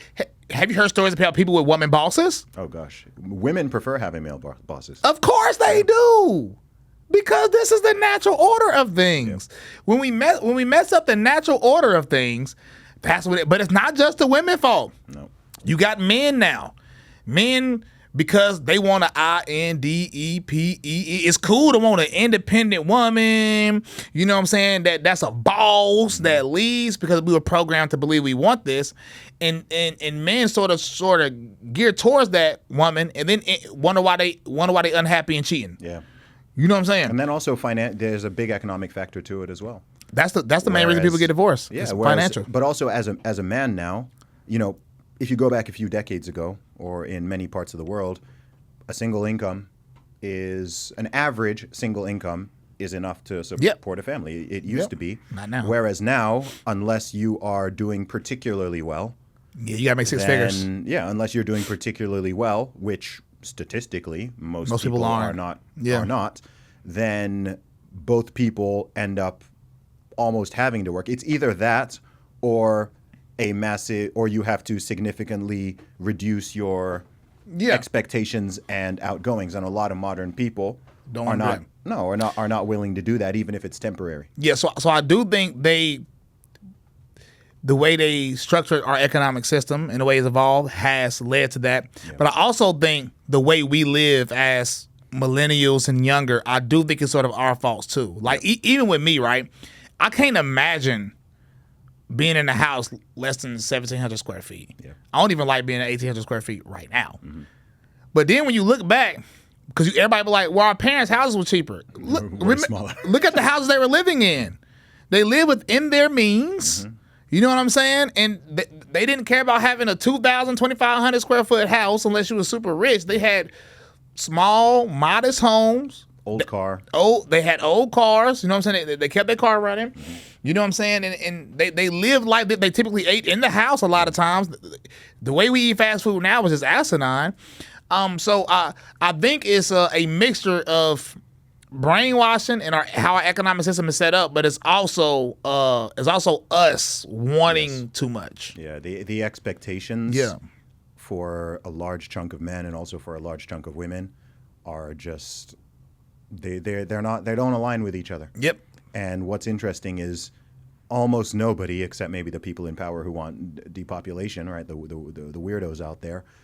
No one seems to be. Let me not say no one, because of course, like on an individual level, millions of people are doing totally fine. But overall, collectively, men are not happy with the situation.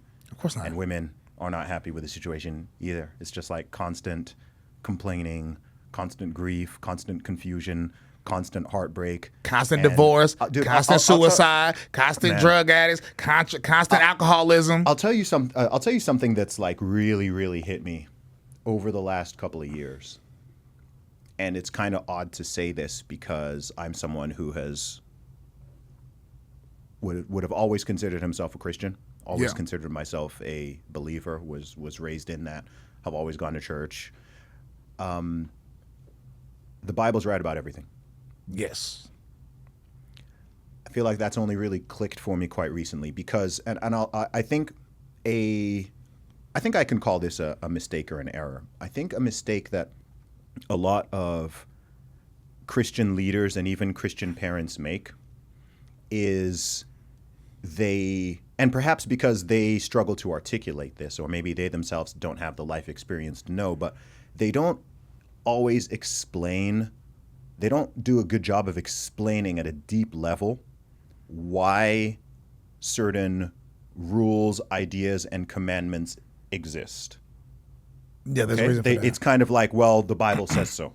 Yeah. Which for some people is, okay, all right, it says this. If I believe it's the word of God, I won't do this thing because it says I shouldn't do this thing, or I will do this thing because it says that I should.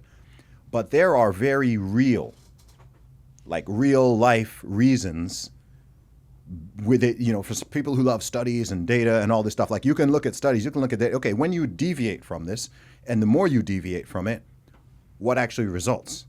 And you can see it. It's very tangible. So it's just been interesting for me to like over time be like, oh, that's why my parents used to say that thing. Oh, okay, this rule is like this. Why? Because if you don't do this, especially en masse, if by the millions people reject this and they start doing it this way and this way and this way, it leads to this problem. It leads to that problem. It causes this. It causes that. And now we're in a position where even the issues we were talking about earlier. Yep. This is now, people are now calling on the state and wanting to use politics to fix the problems that they have caused by en masse abandoning these laws and this guidance. The reason why Christians don't explain the why is because Christians, especially in modern churches, they don't like to focus on the rules at all. Yeah. And a lot of the rules they say are done away with. Like, perfect example, you know how Christians say, the Old Testament says you shouldn't mix fabric. Well, they have it wrong because most Christians don't actually read the Bible.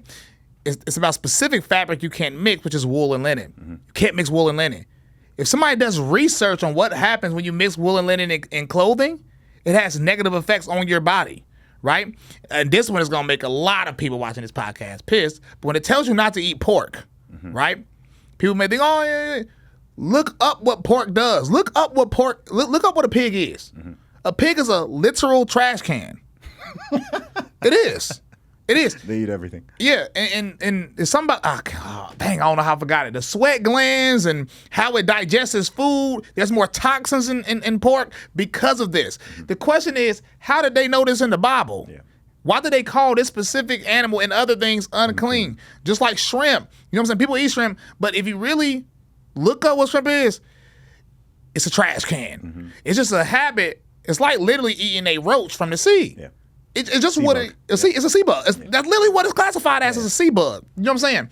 So, and these things are like made to clean up. You know what I'm saying? They're cleaners, really. You know what I'm saying? And that's why the Bible say a lot of things, even when it comes to homosexuality.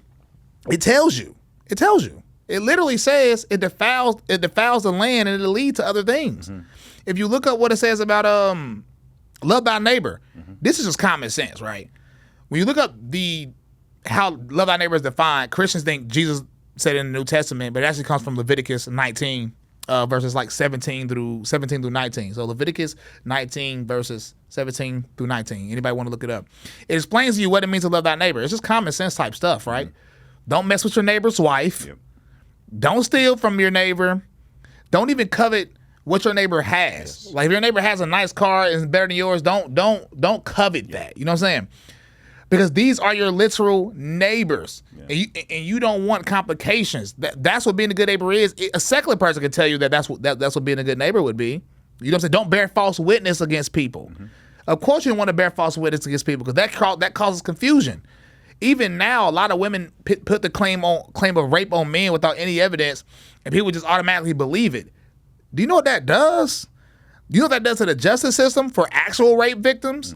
Because now, I'm not going to lie to you, anytime a woman claims somebody raped them, I question it off the rip. Yeah, it's like the hate crime situation. Like the hate crime situation, yeah. It's like this is what happens when we allow people to bear false witness, and this is why women should get punished for lying about rape. Because that's a very serious thing you're pinning on somebody. You should go to jail for something like that. But when we don't take these things seriously, even the way it explains marriages, like let's get to a little adult part right quick. I said this on Twitter and people got mad.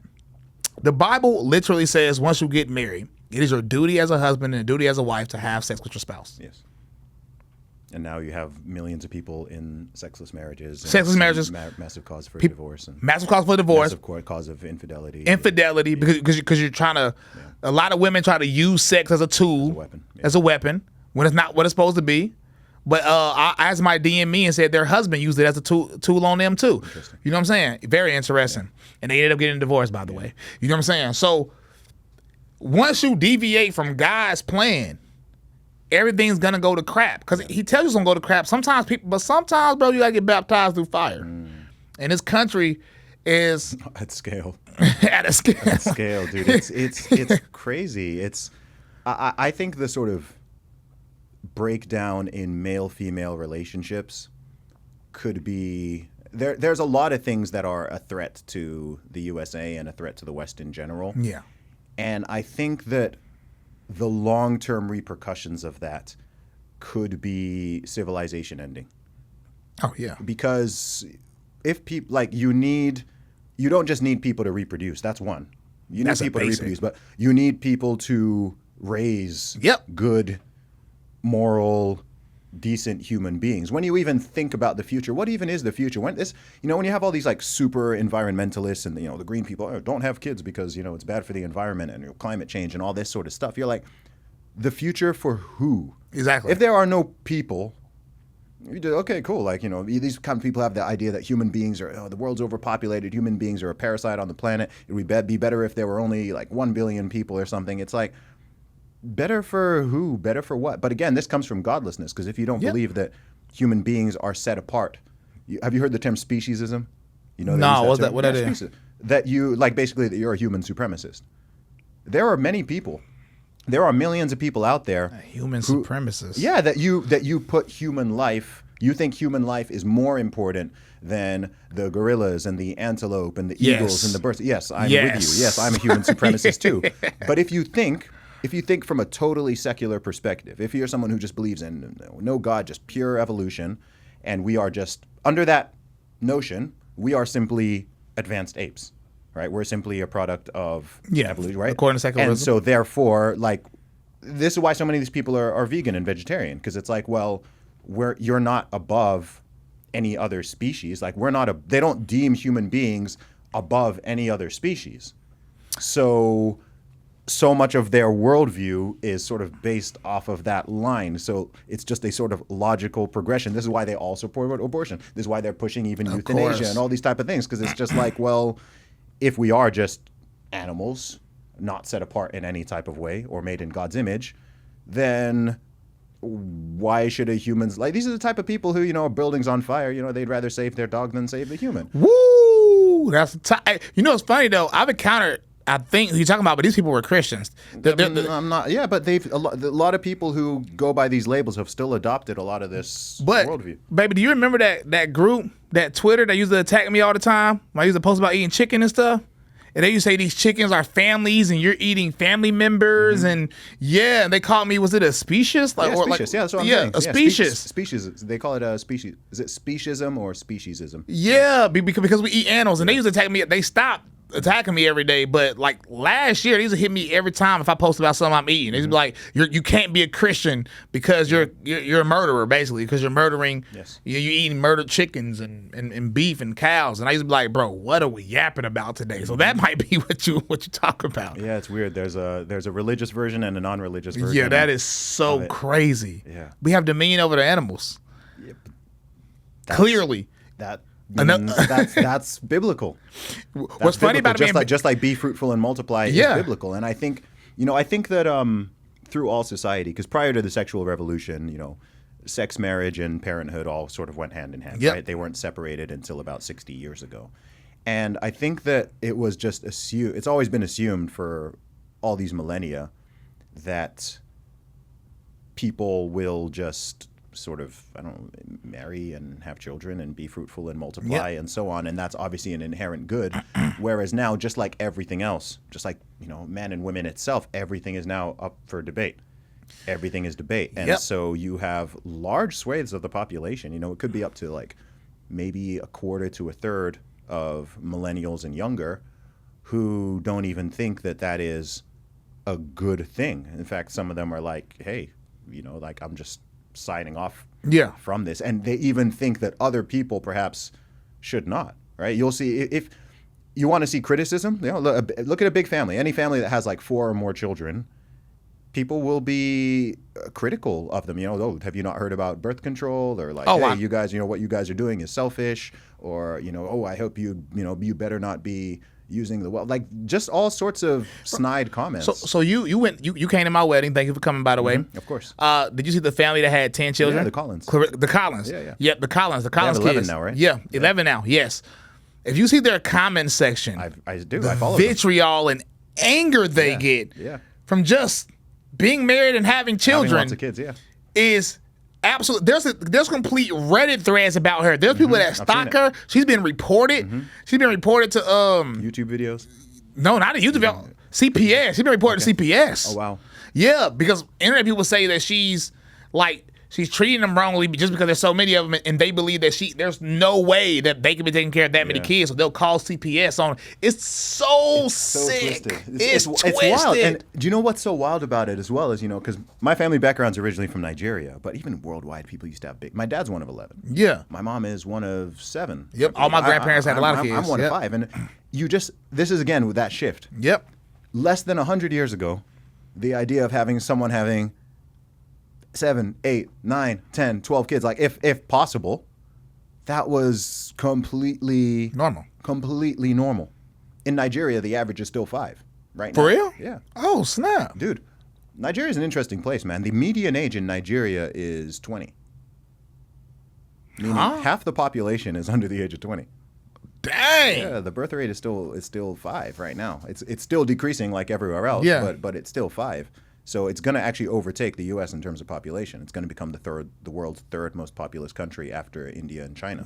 Just based on projections. I think right now it's number 6 or 7, but those countries are, China's now declining in that regard. Yeah, I think here is what, 2 or 1 point something, or is it about 2? 1.6. Disgusting. About 1.6. Disgusting. And do you know what's interesting about this is this is actually not primarily driven by. I've actually really looked into this issue.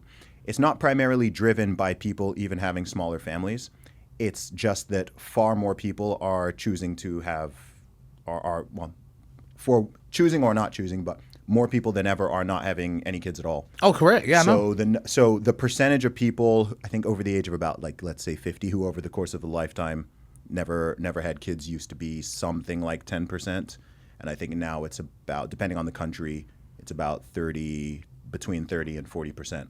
So a lot of people are just, So that's actually sick. That's what's driving it. So the people who are having kids are still typically having a kind of fairly similar number to what it was not so long ago. but more and more people are just, not having any at all. And as we both know, right? There's a lot of different reasons for this.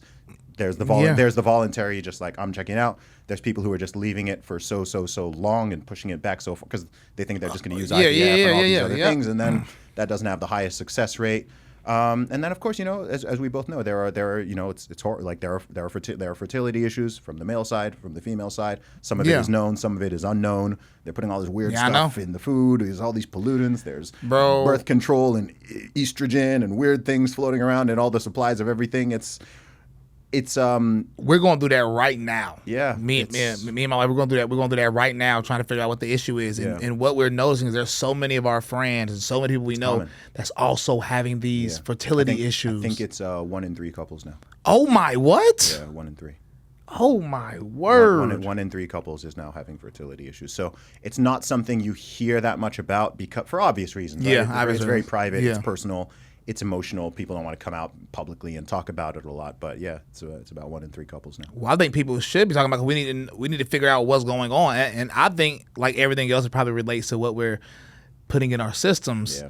You know what I'm saying? All of this. I mean, just simple things, bro. Like the bread we sell here is illegal in other countries. Yeah, I know. You know what I'm saying? I'm from the UK, man. Oh, yeah. I can compare the ingredient list. Bro, it's crazy. I can buy something in the UK, buy the same thing in the US, and just look at the back of the pack, and you're like, wow. My wife just bought some flour from Italy because the flour we have here is like a lot of times not even real. And then the oils we put in our stuff. Matter of fact, the fact that we even have organic labels on food is asinine in other countries. Yeah. Organic, everything's already organic there. They don't have to label anything organic. Meanwhile, we have organic sections in our grocery stores.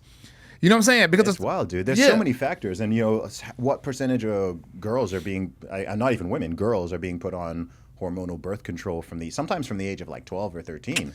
And they might be on that it's not rare for a woman to be on, like literally she'll start hormonal birth control at say like 13. And then by the time she's on it until she's like in her early 30s. And then it's like, okay, now I want it. So you've stopped yourself ovulating for 20 years. And now it's like, oh, okay, now I'm ready to have kids and do all this. And, many can, but how are you going to pretend like that's not going to affect anything? Correct. It's just like you're playing with nature so hard. This country's playing with nature so hard. Yeah. Bro, even though, and I just learned this was so interesting, the Spanish-American War was over sugar. And because of the tariffs on sugar, that led to us using things like high fructose corn syrup and all of these cheaper versions, which is terrible for you. Corn subsidies. And corn subsidies and all types of terrible stuff that we put in our system. Like all this stuff that shouldn't be going in our bodies is going in our bodies. And people wonder why we're having so many different problems. Even the rise of autism. In some countries, autism didn't even exist. Didn't even exist until a certain thing was introduced. That one I think is now, is it like 1 in 25 kids or something like that. What? Now. Yeah, it's gone from being like extraordinarily rare to common. I think I want to say it's 1 in 25 or 1 in 30. Oh now. my. Yeah, and in certain communities, it's even higher than that, and it's something that just almost used to be unheard of before. Bro, so that's why me and my wife, we've been on a nutrition kick lately. I've been doing a lot of research, and there's a lot of information. So what I do is I take the similarities between people from all these, then I do my own research and be like, okay, so this is the fact, this is the fact, this is the fact, this is the facts. And really it's simple. You just need a balanced diet. I mean, dude, it's so important. Dude, I've been a health junkie for over 20 years. I know. That's why I like talking to you about it. And so many people think that it's just about like, having big biceps or having a six pack. I'm like, guys, you don't. Like there's people who even criticize me saying that like not myself and anyone else who's like a fitness influencer or whatever, that you're like promoting vanity or that you're like, I'm like, bro, it's not just about like fitness isn't just about like what you physically look like. Okay, when people like, it's not just bad to be obese because it's not aesthetically pleasing and less men or women are likely to be attracted. It's like internally from your brain to your gut, to your heart, to like everything. It's not metabolically, it's not a healthy position to be in. Period. Look at our causes of death here. Look at our highest causes of death here. It's all going to lead back to your diet anyway. It's so wild. I'm glad that this is coming more to the fore. I'm glad that even dude, I don't even know his other policies, but I like the fact that RFK is at least bringing this conversation in. Oh yeah, about people being obese. At least he's I love talking about it. Yeah, At least I love it's it. like, okay, like make America healthy again. It's like, yeah, dude, this nation is. I love this country and I love lots of American people. And seeing these trends is genuinely heartbreaking for me. UK's and the UK is just like 10 years behind. Yeah. UK is in this regard, it's ahead in what we were talking about before. In this one, in terms of like health consequences and stuff, it's literally just sort of trailing 10 years behind the US. Vast majority of diets, just processed food, people just eating garbage. Most people don't exercise at all. Average man can't do a single pull-up. Oh my goodness. And I'm just like, guys, this is not sustainable, man. Like it's not. We gotta sort this out. And this is why I've been on it, because it's like dieting isn't fun, but you got to the weight you was at from eating all the bad crap anyway. So like even today, all we ate today was a piece of whole wheat toast and one egg.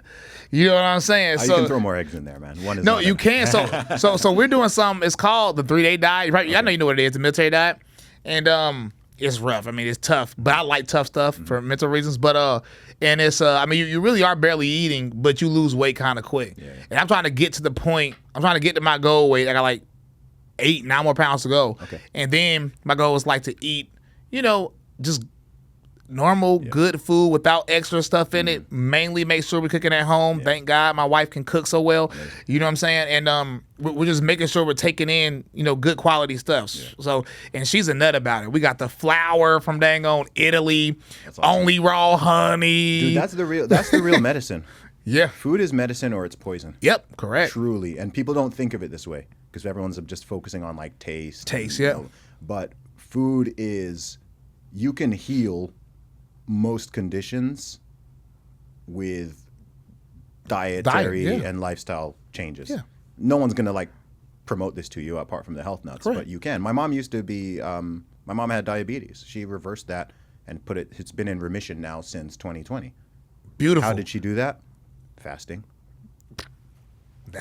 Fasting and then dietary changes. She's no longer like on any diabetic test now. And no longer shows up. And it's crazy because one of the best workouts you can do is just walking. Of course. That's just that. It's so crazy how like there's even studies that show walking, like doing like a good walk outside, is actually a lot of times better for your body than running is a lot of times, which is crazy to me. Especially if you're very overweight. Yeah, which is crazy. If you're actually like obese, heavily overweight, you probably shouldn't run because it puts so much stress on your joints. Yeah. So and like it's not as sustainable. Yeah, and I think I walked 4 miles yesterday, brisk walk, but you burn like 350 calories before you even touch food while your body is already in a fasted state after sleeping. Yeah. You know what I'm saying? And that's before you even touch food. I think the problem is in America, first of all, our portion sizes are incredibly psychotic. And then we wake up and the first thing we do in the morning is stuff our face with 1,000 calories. 1,500 calories, depending on what you're eating. You know what I'm saying? Depending on what because everybody you gotta have a soda with it, right? You gotta have a soda with it. So we're just stuffing our face. People drive everywhere, sitting all the time, stuffing our face, and then that's the first meals. You gotta do two. But people in this country probably eat 3,000 calories. Or more, just like before anything. Yeah, it's major. Bryson, man, what have you got coming up that people should know about?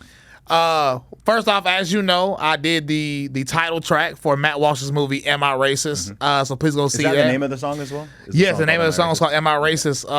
And I'm gonna tell you something funny, bro. Daily Wire get a lot of criticism, but I've worked with a lot of conservative groups, and this has been the easiest working with I've ever had. Yeah. They let me do what I do because I'm the artist. You know what I'm saying? Very professional. I like that. Very professional, high quality stuff. The mix was good. A lot of times I'd be scared of people mixing stuff of mine because my voice is like different. So like you can't just mix like anything else. And they did a great job. Also, I release a song every 2 weeks, and I'm probably gonna do that until like December. I might take a break to prepare for the album I'm dropping next year. But I release a new song every 2 weeks. What's the best place for people to listen? Bryson Gray on Spotify. Bryson Gray. My real name is my stage name. Bryson Gray on Apple, Pandora, YouTube. I'm almost at 300,000 subscribers. So yeah, every 2 weeks, man. New song. I got a new one releasing. What's today? Thursday? Today is, as we record this, it's a Thursday. Okay. Yeah. So by the time people see this, I would have a song out called "Heal to Die On." Okay. Yes, sir. Bryson, man.